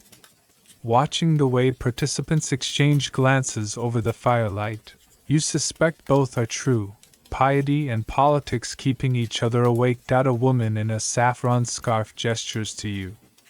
You take the proffered cup, unwatered wine this time, thick and sweet as honey, and sip while she explains in a low voice that the vigil will end with a procession at dawn, carrying the fire's embers to a shrine on the next hill. Dionysus listens, nods, and remarks, "Embers travel well when they know where they're going." The donkey mutters, "Same for people." Joke 1, soft but satisfying. The fire crackles louder as resin-rich wood is added. Sparks drift upward, some catching briefly in the curls of smoke before disappearing into the dark. You notice a boy sketching with a stick in the ash at the fire's edge, spirals, loops, perhaps letters from a script you don't know. He erases them gently with his palm and starts again. Dionysus watches with interest but does not interrupt. A bowl of flatbread rounds the circle. You tear a piece, warm and smoky, dipping it into a paste of olives and garlic. It's simple, grounding, the kind of food that could be breakfast, lunch, or a midnight anchor. The donkey gets a small piece too, chews slowly, and remarks, "Bread is the pause in the song of hunger." You suspect that's not entirely original, but it works. Joke 2 earns a quiet huff of agreement from someone nearby. The chant fades, replaced by the sound of a single flute, the melody winding and unwinding like thread on a spindle. The fire's light shifts with every flicker, painting the circle of faces in brief, moving portraits. Dionysus leans back on his hands, eyes reflecting the flame. The donkey's gaze follows a moth that seems to have appointed itself conductor. Quirky tidbit returns. Some late classical sources mention fire moths. In poetry, tiny embers imagined as living creatures that carry blessings from flame to listener. Here, watching the moth dart between faces, you understand why a poet might grant it such a role. The vigil holds its pace. From time to time, someone rises to tend the fire or pour another libation. Dionysus eventually stands, takes the jug, and without fanfare pours a slow, continuous stream of wine that turns the fire a deep, glowing red for a heartbeat. No one speaks. The donkey exhales audibly, as if even its skepticism needed a moment of awe. Historians still argue whether Dionysus himself ever appeared at mortal vigils, or whether his presence in such stories is symbolic, the god as embodiment of the night's liminal quality. Sitting here, hearing him hum back to the chant, you could argue both sides. The saffron-scarfed woman explains the final act. Just before sunrise, embers will be lifted in a bronze brazier and carried to the shrine, where the day's first meal will be shared. The fire remembers the night, she says, and the bread remembers the hands. The donkey nods sagely and whispers to you. The hands remember the bread, too. Joke 3, neatly symmetrical. As the night leans toward morning, the air cools, then stills. The chanting resumes, softer now, like a conversation that knows it's about to end. You sip the last of your wine, the taste mingling with rosemary smoke. The fire, steady and confident, seems already to know its destination. Dionysus rises once more, not as an intruder but as someone simply taking his place in a rhythm older than explanation. The donkey stands, shakes itself gently, and glances at you as if to confirm, yes, you'll walk with the embers. Yes, you'll see where the hill leads. The last hour before dawn feels different in your bones, lighter but stretched, like the breath before a note resolves. The meadow lies silver under the moon's retreat. Mist idles in its low places, content to be walked through. Around the fire, the ring of watchers stirs in slow agreement that it's time. The embers, banked and glowing like a tray of garnets, are carefully shifted into a shallow bronze brazier. Its handles are wrapped in linen to keep the heat where it belongs. Mainstream fact, in some Greek rural rites, carrying live embers from a sacred flame to another site was a way of marrying the two places spiritually, ensuring continuity of blessing. The ember carrier was often chosen for steady hands, a good reputation, and an ability to walk without tripping over goats. The saffron-scarfed woman hands the brazier to a broad-shouldered man whose eyes have the calm of someone who's carried important things before. Dionysus falls in beside him with that casual grace that still turns heads. You and the donkey follow, the latter wearing an expression of full ceremonial gravitas. The rest of the vigil keepers join in, forming a loose column that moves toward the shadowed rise to the east. The path winds gently uphill, edged with wild fennel and pale rock. Dew slicks the grass, catching in your sandals and making each step a small, cold wake-up call. Somewhere overhead, the first hesitant bird clears its throat. The donkey leans toward you, whispering, "They'll get to the chorus by the ridge." Joke 1 lands softly in the mist. Halfway up, you pass a cluster of standing stones barely taller than your knees. They look like a forgotten child's game, 3 in a row, 2 offset. Someone places a sprig of rosemary atop one. Dionysus touches another in passing, murmuring a greeting as if it were a friend still asleep. Quirky tidbit. Such small stone groups are sometimes explained as ancient field markers, but folklore often gives them more personality. Lost shepherd boys turned to stone, or the dice of a god dropped and left mid-game. Either version fits their quiet watchfulness. The climb is unhurried. The brazier's glow is the only firelight now. Mist parts and reforms, snagging on your clothes like shy fabric. Ahead, the ridge starts to pick up the faintest, flattest gray from a sun still hiding behind the world's edge. At the crest, the shrine waits, a modest rectangle of pale stone, open to the east. Its roofline is edged with terracotta tiles. A carved lintel shows a pair of spirals meeting in the center, a pattern you've seen on cups and amulets.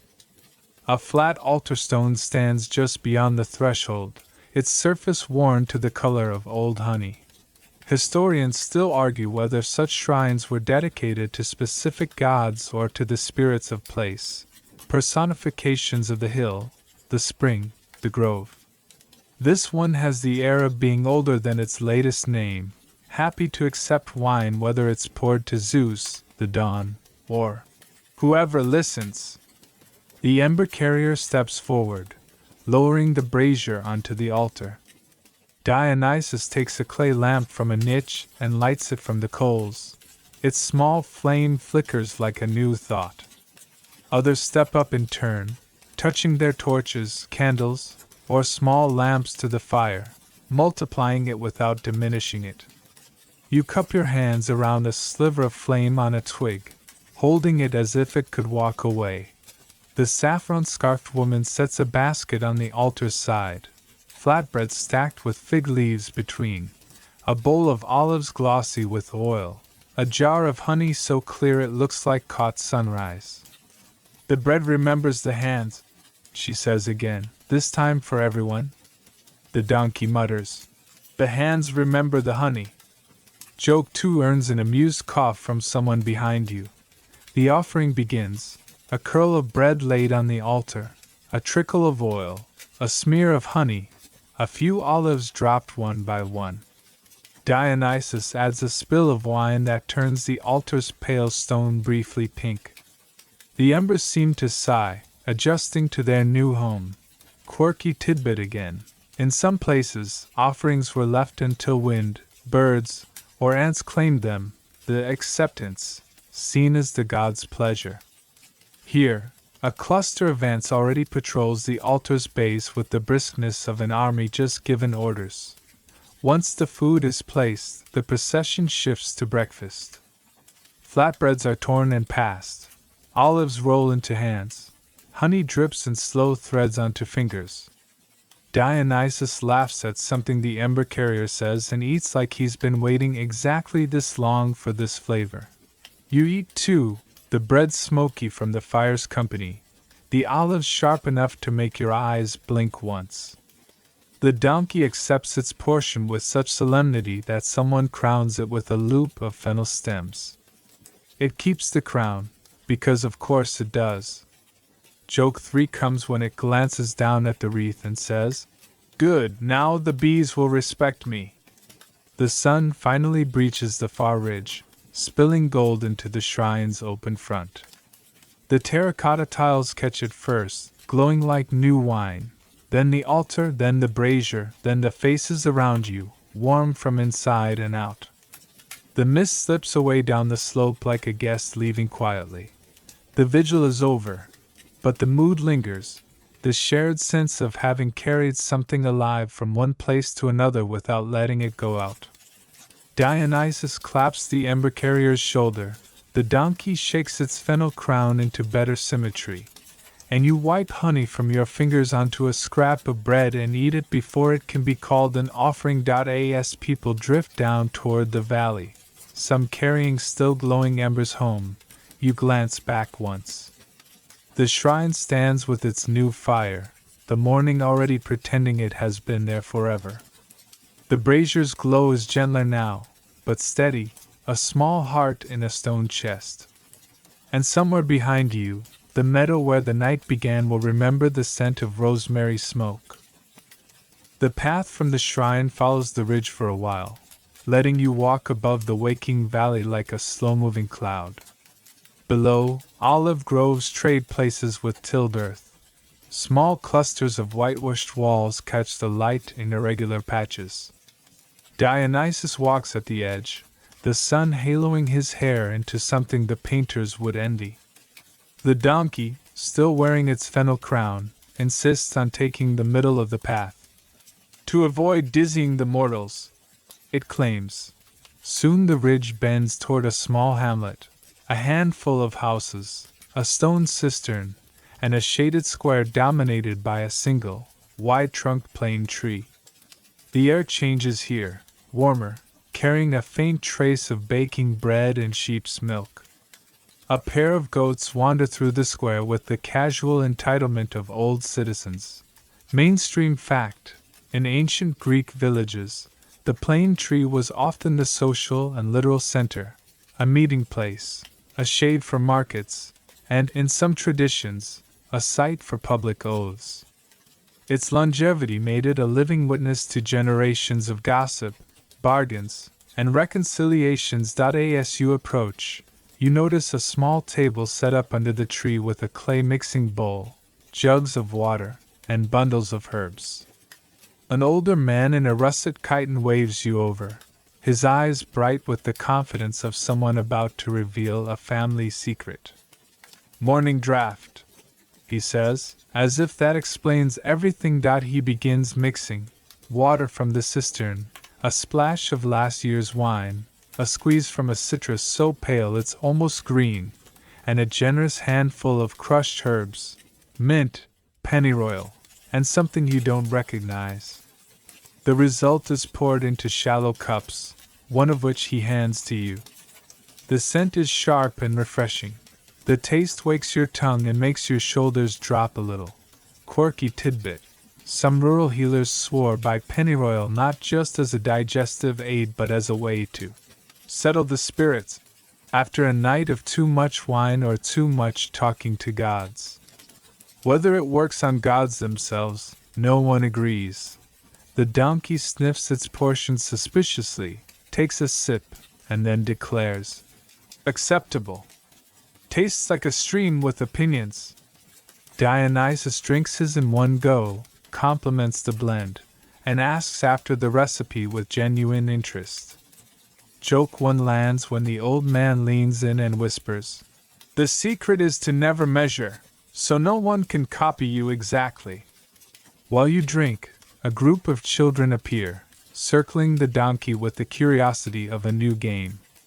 They take turns touching its ears, soft, the older girl notes, and crown, still fennel, slightly wilted. The donkey endures with regal patience, then announces, "You may each have one question." The first child asks how old it is. The donkey replies, "Old enough to have made mistakes, young enough to make more." A woman emerges from a nearby doorway carrying a tray of small, pale cheeses wrapped in fig leaves. She sets it on the table, and everyone takes one without ceremony. The cheese is creamy and faintly sweet. The fig leaf adds a whisper of green to the flavor. Dionysus sighs contentedly, as though the leaf alone is worth the walk. Historians still argue whether such cheeses, made from fresh goat or sheep milk and eaten within days, were considered a staple or a luxury. The truth likely depended on the season and the size of your herd. Here, it seems as everyday as bread. The conversation under the plane tree drifts from weather to grazing rights to the latest antics of someone named Lysandros, who apparently once tried to teach a goat to climb a ladder. The donkey perks up at this and offers a list of ladder safety tips. "For ungulate use only." Joke 2 earns a snort from the old man. Quirky tidbit returns in the form of a wooden box the herb seller brings out. Inside are tiny clay figurines, each no bigger than your thumb, a fish, a bird, a loaf of bread, a miniature amphora. He explains these are left at a nearby spring as tokens of thanks. "The fish for a good catch, the bread for a full oven," he says. Dionysus picks up the amphora, rolls it in his palm, and smiles. "And this," he says, "for wine that remembers the vine." Someone suggests visiting the spring before continuing on, and the idea carries. The whole group, children, herb seller, old man, Dionysus, you, and the donkey, amble through the narrow lane to where a low stone wall guards a pool of clear water. A trickle runs out into a channel that feeds the fields below. The surface is dotted with floating petals from a tree upstream. Mainstream fact again. Sacred springs in Greece often served both practical and ritual purposes, watering crops, supplying households, and doubling as a place to leave small offerings for the nymphs believed to dwell there. The children toss in their questions instead of coins, whispered into cupped hands, then, released, into the pool. Dionysus listens to one particularly shy whisper, nods solemnly, and drops a sprig of fennel in as if sealing the deal. The donkey leans over the water, catches its reflection, and says, "You look trustworthy today." Joke 3 makes the nearest child laugh so hard they nearly drop their cheese. After a final drink from the spring, cold, clean, with a hint of something mineral, you find yourselves back on the main path. The village recedes behind you, but its shade and taste linger. Herbs on your breath, cheese in your pack, and the sound of water answering questions without words. Dionysus walks with that spring-fed ease, the donkey's crown tilts a little in the breeze, and the road ahead curves towards something unseen but probably edible. By mid-afternoon the road exhales into salt. You feel it before you see it, air thinned by distance, then thickened again with tar, drying nets, and the iron tang of fish scales sunning themselves into respectability. The lane drops between warehouses with whitewashed walls and terracotta roofs, and then the horizon rearranges into masts, a small forest of them, swaying lightly as if the sea were a patient drummer. The donkey lifts its head, the fennel crown now rakish, and announces, "Port! Prepare your nose." Dionysus laughs and tucks a curl behind his ear as though greeting an old accomplice. Quayside life moves in tidy chaos. Sailors coil lines into flat spirals that could be bread. Boys shoulder wicker baskets of gleaming anchovies. A pair of women rinse amphora stoppers in a barrel whose surface shivers with pine resin. A fisher sharpens a knife with a stone, sending out a patient rasp, rasp, rasp that keeps time with the slap of water on hulls. Over everything hangs the perfume of pitch and salt, with a garnish of sun-baked rope. Mainstream fact. Transport amphorae for oil and wine traveled the Mediterranean by the thousands, sealed with resin or wax and marked with stamps or painted letters indicating origin and capacity. Here you see rows of them, long-necked, pear-bellied, their twin handles like ears ready to listen to the bargaining. A merchant with a wax tablet tucked into his belt sees Dionysus, and, wisely, decides to be interesting. "Rhodian and Chian," he says, patting two stacks as if calming nervous animals. "This row with pine-scented sealant, that row with plain beeswax. These," he taps the stenciled letters. "New from Thassos. Good body, clean finish." He speaks of wine like a priest speaks of liturgy. Dionysus warms immediately. "Show me the stoppers," he says, soft as a blessing. The man produces a basket of plugs, some cork, some resin-clotted bark, each tied with a twist of fiber and sealed with a thumbprint of wax impressed with a tiny symbol, a dolphin, a rooster, a bunch of grapes. Dionysus turns one in his fingers, amused. "A menagerie of guarantees," he murmurs. The donkey leans in, sniffs, and decides that the rooster smells honest. "Reliable breakfast energy," it explains. Joke 1 flaps its wings and settles on the ledger. You trail them to a shaded awning where a cooper demonstrates the last tap with a narrow awl. A sigh leaves the amphora as if relieved to have been believed. The merchant tips a thread of wine into a shallow saucer for Dionysus, then another for you. It's cool from clay, resin whispered, and green gold in the slatted light. You taste stone, sun, and the faint, peppery recollection of wind on vines. Dionysus closes his eyes. The donkey pretends not to be interested, then steals a sniff and pronounces, "Not angry." High praise. Quirky tidbit. Some captains painted large eyes on their ship's prows. Bright, watchful ovals that, depending on who you ask, either help the vessel see hazards or discouraged unfriendly spirits from hitching a ride. Several boats here sport them, blinking slowly in the tide's glitter. The donkey angles one ear toward a blue-eyed prow and says, "Good. Someone else can keep watch while I eat olives." Historians still argue whether those painted eyes were primarily apotropaic symbols, practical markers for identification, or inherited habit with meanings piled on over time. You suspect all three are true, layered like wax, resin, and rope, function, belief, and the comfort of repetition. A tax booth, Telenian, occupies its customary, strategic bit of shade. The official inside keeps a little abacus and a large sense of occasion. People queue with practiced patience, setting down every to be chalked, weighed, and noted.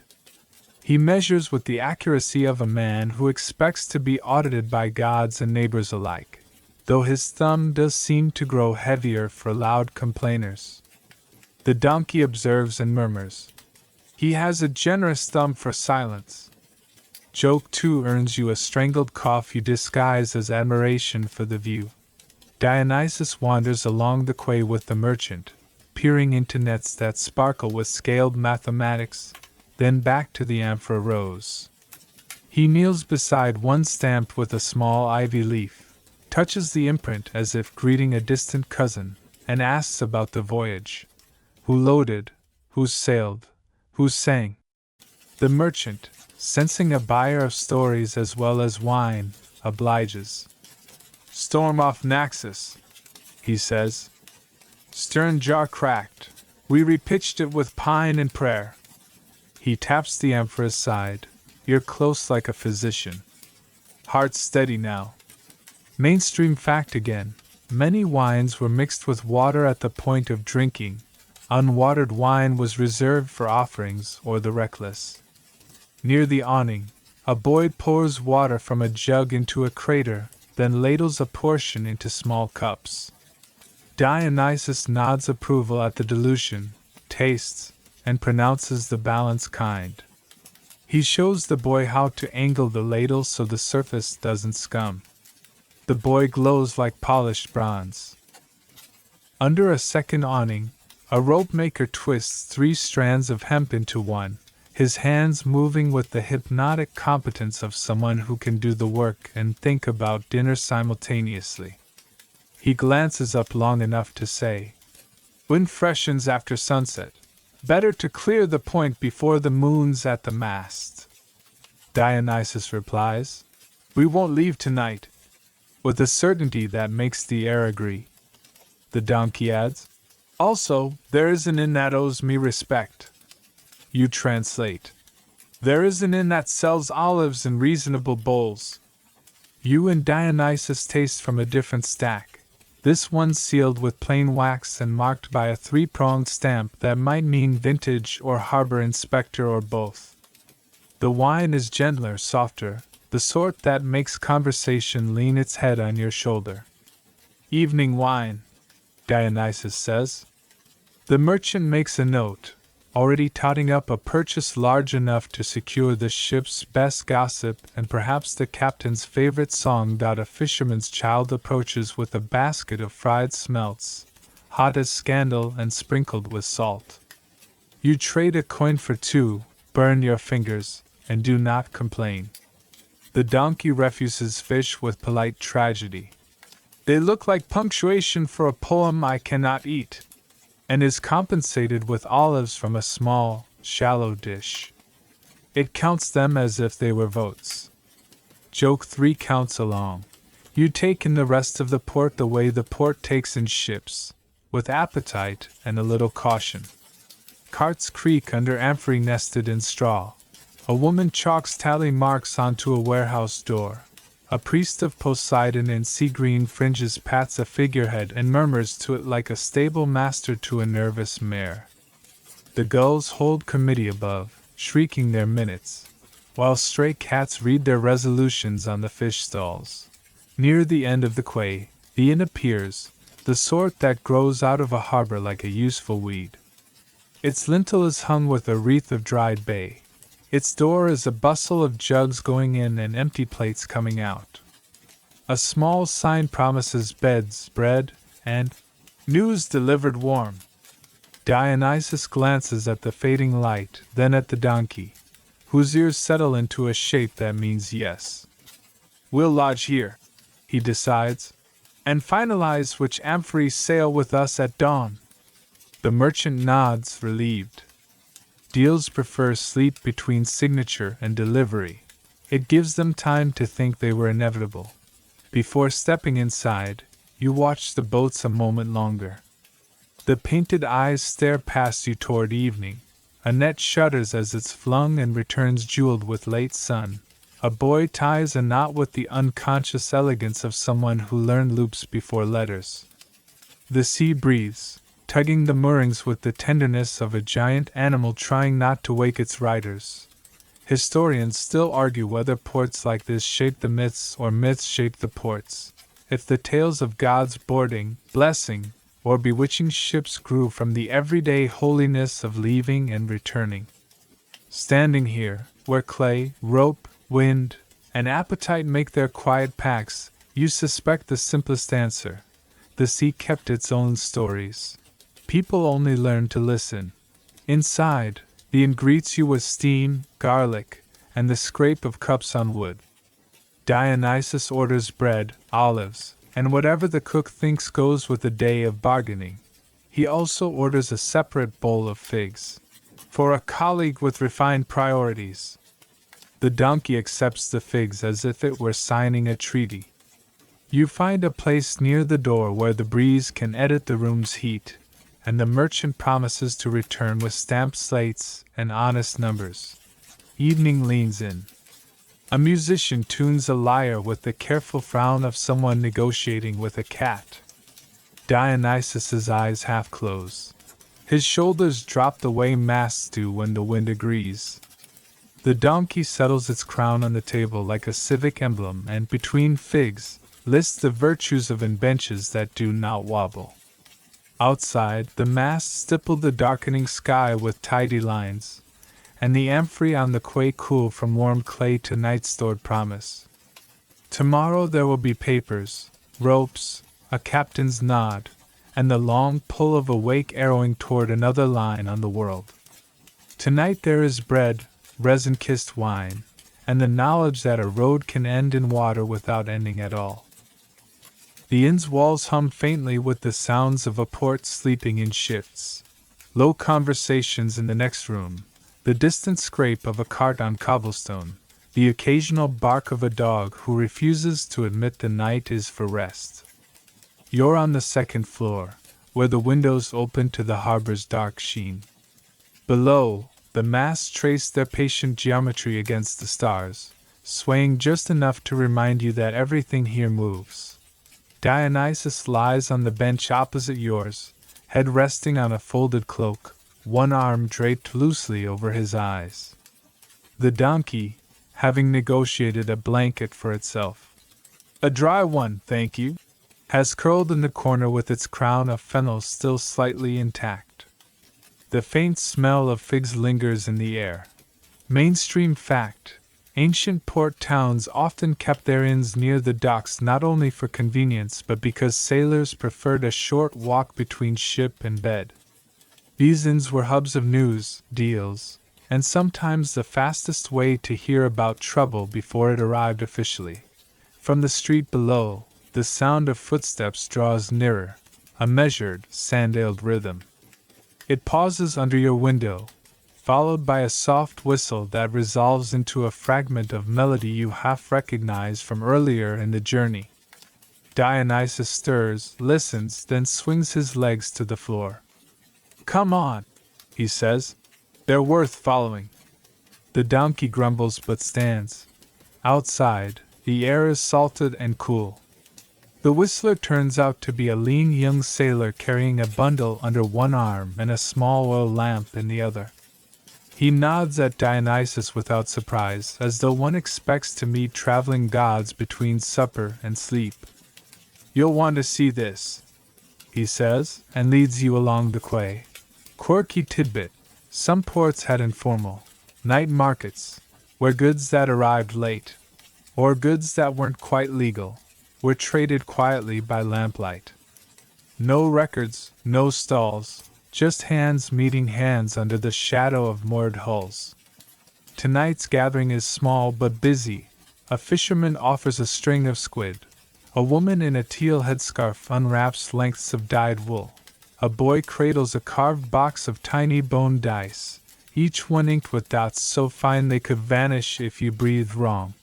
The donkey stops at a low table where a man displays polished seashells in spiral and fan shapes.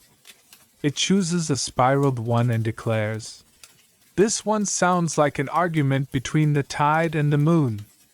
Joke 1 is rewarded with the shell, no payment asked. Dionysus browses without hurry, greeting vendors as if they were cousins. At one stall, he picks up a slender clay flask sealed with a twist of fiber. The vendor explains it's perfumed oil. "Good for skin, better for memory." Dionysus pockets it with a coin and a nod. Historians still argue whether such nocturnal trading was tolerated by officials or simply ignored because it greased too many wheels to stop. Here, it feels like the market is part of the port's pulse, a rhythm the day people just don't hear. You pass a small group gathered around a man telling fortunes with pebbles. He casts them onto a cloth, then reads their arrangement like a map. "You will meet a stranger. They will not be strange." The donkey sidesteps, whispering to you, "Too late." Joke 2 earns a faint smile from the fortune teller himself. The sailor who brought you here points to a small jetty at the edge of the market. A single skiff rocks there, its hull painted with curling vines and faded green. The smell of fresh tar clings to it, as if it's been repaired just hours ago. "She's yours for the morning," he says to Dionysus. "Light wind, calm water. You'll clear the point by midday." The god nods, tracing a fingertip along the painted vine as if to test its mood. Quirky tidbit again. In some seafaring traditions, boats were painted with plant motifs not just for decoration but to symbolically bind the vessel to the earth's fertility, ensuring safe voyages and good cargo. Grapevines were a natural choice for those who believed the gods liked their ships as much as their wine. Before leaving the jetty, you buy a small parcel of sweet bread studded with raisins from a girl who looks too young to be up this late. She wraps it in wax cloth and says, "For the journey. Eat it before the gulls can ask." The donkey leans down to her level and says, "We don't answer gulls." Joke 3 makes her giggle, and she tucks an extra piece into your hand. When you return to the inn, the market is already thinning. Vendors blow out their lamps, the smell of warm oil replaced by the sharp breath of the sea. You climb the narrow stairs with the small weight of the bread under your arm, the donkey following close behind. Inside, Dionysus sets the clay flask of oil beside his pack and reclaims his bench. The donkey curls into its corner again, crown askew but unbothered. The sound of the harbor at night slides in through the shutters, water tapping against wood, the quiet creak of ropes settling, a gull's solitary remark. The bread smells faintly of cinnamon, the shell hums if you press it to your ear, and the promise of tomorrow's sail coils in your chest like a knot you don't mind never untying.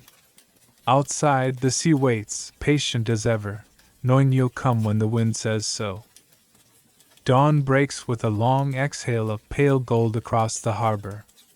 The masts turn from black silhouettes into clean lines of rope and wood. Gulls patrol in slow, purposeful arcs, their cries carrying between the sails like messengers who overslept. You stand on the quay with Dionysus, the donkey, and the sailor from last night. The small skiff, now free of her mooring line, rocks gently as if impatient to be more than decoration. The donkey eyes the boat critically. It's small, it says, but I suppose so am I compared to an ox. Dionysus pats its shoulder. You'll like it, it's just a road that moves. Mainstream fact. Coastal skiffs like this were the workhorses of short-distance trade, ferrying goods and passengers between larger ports and smaller inlets where deep-keeled ships couldn't dock. Their size allowed for quick turns, shallow drafts, and the possibility of rowing when the wind refused to cooperate. The sailor hands you each a small bundle: bread, olives, a wedge of goat cheese, and a flask of watered wine. 2 hours to the point if the breeze holds, he says. Dionysus nods and steps aboard with the ease of someone who has stepped onto much stranger things. You follow, careful of the gap. The donkey takes the leap in one smooth motion, then claims the front bench. I'm figurehead now, it announces. Joke 1 gets a low chuckle from the sailor as he pushes you off from the quay. The harbor recedes, its noise dissolving into the slap of water on the hull. Nets hang drying from tall poles near the mouth of the inlet, their shadows trembling on the surface. Beyond, the open sea waits with the calm confidence of someone who knows it's bigger than your plans. Quirky tidbit. Ancient mariners often made a brief offering before leaving sight of land, dropping a coin, a small cake, or a libation of wine into the water to court favor from the sea gods. Dionysus uncorks his flask and tips a slow stream over the side. The wine swirls like smoke beneath the surface before vanishing into green. The wind is light but steady, enough to fill the small triangular sail. The sailor adjusts the sheet. The skiff leans just enough to make you shift your weight. Dionysus sits aft, one hand trailing in the water, the other resting on the tiller. The donkey's ears pivot to track every gull call and splash. This is a noisy road, it observes. Joke 2 makes Dionysus grin without looking up. The coastline curves away on your right. Low cliffs striped with ochre and chalk, pockets of scrubby green where the soil clings stubbornly. A single white tower stands inland, probably a watch post or marker for ships. Its reflection ripples in the shallows, breaking into silver fragments. Historians still argue whether certain towers along Greek coasts were primarily military, navigational, or ceremonial. Some show signs of all three uses, layered over centuries as hands and purposes changed. The sailor tells a story about a pod of dolphins that followed his skiff for half a day last spring. They kept time with the sail, he says, like they wanted to race but didn't want to win. Dionysus hums thoughtfully. Dolphins understand when a voyage is more than delivery, he says, as if to himself. Quirky tidbit returns in the form of a floating bundle you pass, a tangle of reeds and twigs lashed together by chance or intention. The sailor scoops it aboard and shows you a small clay bead caught in the weave. Offerings drift, he says. This one's probably from upriver, swept out to sea. Dionysus rolls it between his fingers, nodding. Even gifts get lost and still find homes. Midway to the point, the wind freshens, sending a sharper scent of salt into the air. The donkey braces its forehooves and lifts its chin into the breeze like a veteran. Smells like opportunity, it says. Joke 3 earns the sailor's agreement. The cliffs draw closer as you angle toward a narrow inlet. Here the water deepens to a dark blue-green, and the surface tightens under the wind's hand. A fishing boat passes on its way home, its crew raising a hand in lazy salute. Dionysus answers with a tilt of his head, the sort of greeting that feels older than words. As you near the point, the sailor explains the plan. You'll cut around the headland into a smaller bay where the larger ship, the one carrying your chosen amphory, is anchored. The donkey seems unconcerned, but you notice its ears track the deepening boom of waves against rock. Dionysus, unbothered, adjusts the tiller to keep you just far enough from the cliffs to enjoy the spray without courting a lecture from Poseidon. The headland itself is a pale, weather-scoured arc, its surface pocked with gull nests and wind-shaped hollows. Spray leaps against it in bright fans, briefly rainbowed before falling back. Dionysus tilts his face into the mist and laughs, not the loud kind, but the low, satisfied one that says the day has met its promise. When you clear the point, the bay opens ahead, its water calmer, cradled by the arms of land. And there she is, the merchant ship, her painted eyes looking out beyond you to the open horizon, her deck busy with crew readying to receive cargo and passengers. The amphiry you saw yesterday will be hoisted aboard soon enough. The skiff glides toward her, the sail easing as the sailor steers into position. Dionysus stands, fluid as a wave, and rests a hand on the donkey's back. End of one road, he says. Start of another. The donkey nods solemnly, crown slightly more salt-stiff now. Above you, the crew call out in greeting, ropes snake down, and the sea's deep voice hums under the wood. The journey that began on land is about to change its footing entirely, but the rhythm, the road's rhythm, remains. The ship takes you in with that well-rehearsed efficiency sailors have when rope, wind, and would agree to be friends. Hands wave, a ladder clatters, and in the shuffle of greetings and orders, Dionysus turns once, finds you, and lifts two fingers in a gesture that is somehow blessing, farewell, and you know how to find the next song. All at once. Then he steps aboard. The deck receives him like a stage receiving its lead, quietly, as if it knew all along. You and the donkey remain on the low stone jetty where the skiff kissed and left. The morning has sharpened from gold to bright coin. Gulls punctuate the air with opinions.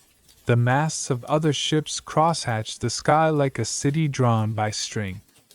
The donkey's fennel crown is salt-stiff and a little wilted, which is also how your shoulders feel. Well-used, content. Lines are cast off. The big ship leans, then eases forward. The painted eyes on her prow seem to glance at you as she slides past the point, and then she sets her course like a sentence that knows its verb. Dionysus stands near the stern with one hand on the rail, talking with the captain the way old conspirators talk, with smiles that have maps in them. He does not look back in the dramatic way of tragedies. He trusts you to look, and so you do. Mainstream fact.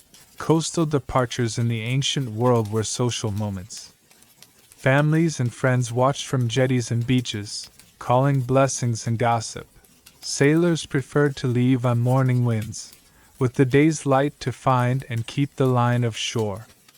Small shrines nearby collected quick prayers, small coins, and the once-a-year promises that always postpone themselves until the next once-a-year.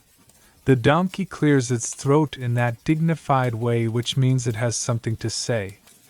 Observation. Roads become waves when they grow up.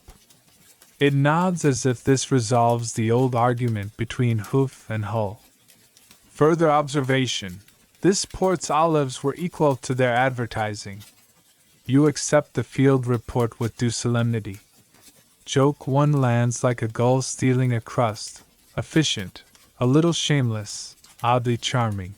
You sit, feet dangling above water that looks greener than it did an hour ago.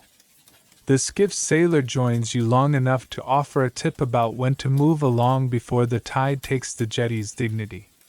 He leaves you with a wedge of goat cheese wrapped in fig leaf, for sentiment, and an assurance that the wind knows where to send the gods. The donkey watches the gift go and intones, "We approve of edible wisdom." The big ship tacks and shows you first her broadside, then her wake, an arrow the sea forgets as it draws it. Sun catches the resin-lick seams, A few crew haul at a line and sing a piece of work song that smells of rope, sweat, and good timing. You think, not for the first time, of how many roads you've walked that turned into something else right beneath your feet. A vineyard became a hymn, a grove became a family debate, a pass became a clean breath. Now a road becomes water and leaves you gently on the stones. Historians still argue whether Dionysus is most at home among vines, in the theater, or at sea, whether his cult traveled on foot with country feasts or by hull with merchants and actors. You've watched him move through all three as if they were rooms in a single house. Today he goes by water, tomorrow, perhaps, by song. The debate may continue. The god is unbothered. A boy wanders down the jetty with a coil of line too big for his arms and the authority of a harbor prince. He asks the donkey a question without preface. Do gods come back? The donkey tilts one ear. Always, it says, but never by the same path twice. The boy appears to be making a note in the ledger he keeps inside his skull. He offers you a dried fig and runs off, his sandals tapping the day into order. Quirky tidbit. Some ports kept harbor notebooks, wax tablets or wooden tallies where officials recorded comings and goings, dues, repairs, and news of storms. Private versions existed, too, kept by innkeepers and gossip collectors. You suspect the donkey has been maintaining an oral edition, annotated with fig leaves, for years. Wind rises slightly, ruffling the water into darker scales. The ship beyond the point shrinks in that deceptive way ships do, still big, then suddenly toy, then line, then something your memory has to hold steady because your eyes can't. Dionysus is a blot of warm color near the stern for a long time and then he is not. The sail holds the day instead. The donkey sighs, an honest, workmanlike sigh, not a tragic one, and sits squarely beside you. The next question, it says, is breakfast. Joke 2, practical as bread. You find the parcel from last night, the sweet bread studded with raisins, the smell of cinnamon now more memory than spice, and share it with the gravity of ritual. You pour a thread of watered wine onto the jetty stones for the road that just turned into wake. The port resumes its normal sentence length. Men shout across water. A cart with iron-rimmed wheels complains its way past. Someone laughs too big at something small. Cats negotiate treaties under fish tables. The tax official polishes his abacus with ambition. The drama of departure shrinks to a stage the size of everyone's next errand. It feels right. Where to now? You ask, because the shape of a day likes being asked. The donkey studies the landward road with the same thoughtful disdain it reserves for sloppy breadcrumbs. Somewhere with shade at noon, soup at dusk, and people who can carry a tune even if they should not. It flicks an ear toward the inland hills. And fewer gulls. You stand, joints popping like small olives, and the donkey adjusts its crown, which, despite everything, still looks official. Together you walk the jetty's length to the shrine at its root, little more than a weather-smooth stone with a dish blackened by 1,000 tiny fires. You leave a sliver of cheese there. The donkey leaves a single raisin with ceremony equal to a treaty signing.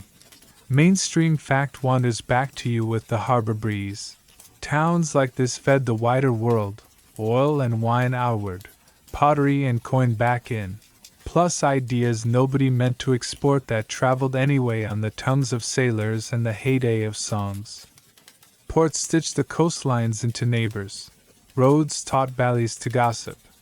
Historians still argue whether myths were made to explain trade or trade was blessed to justify myths. You smile into the bright day and let both answers be true.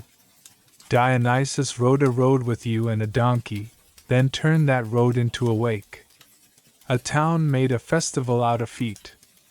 A mountain taught the wind a joke and sent you away breathing better. Somewhere on the open water, a god is telling a captain that rope's like a slower tempo and that resin smells different at dusk. Joke 3 arrives via the donkey, naturally. Important logistical update. It says as you step off the jetty onto honest dirt. I am no longer figurehead. I am quartermaster of snacks. You salute the promotion. It accepts with gravitas and the last raisin. You take the inland path that begins in the shade of a plane tree.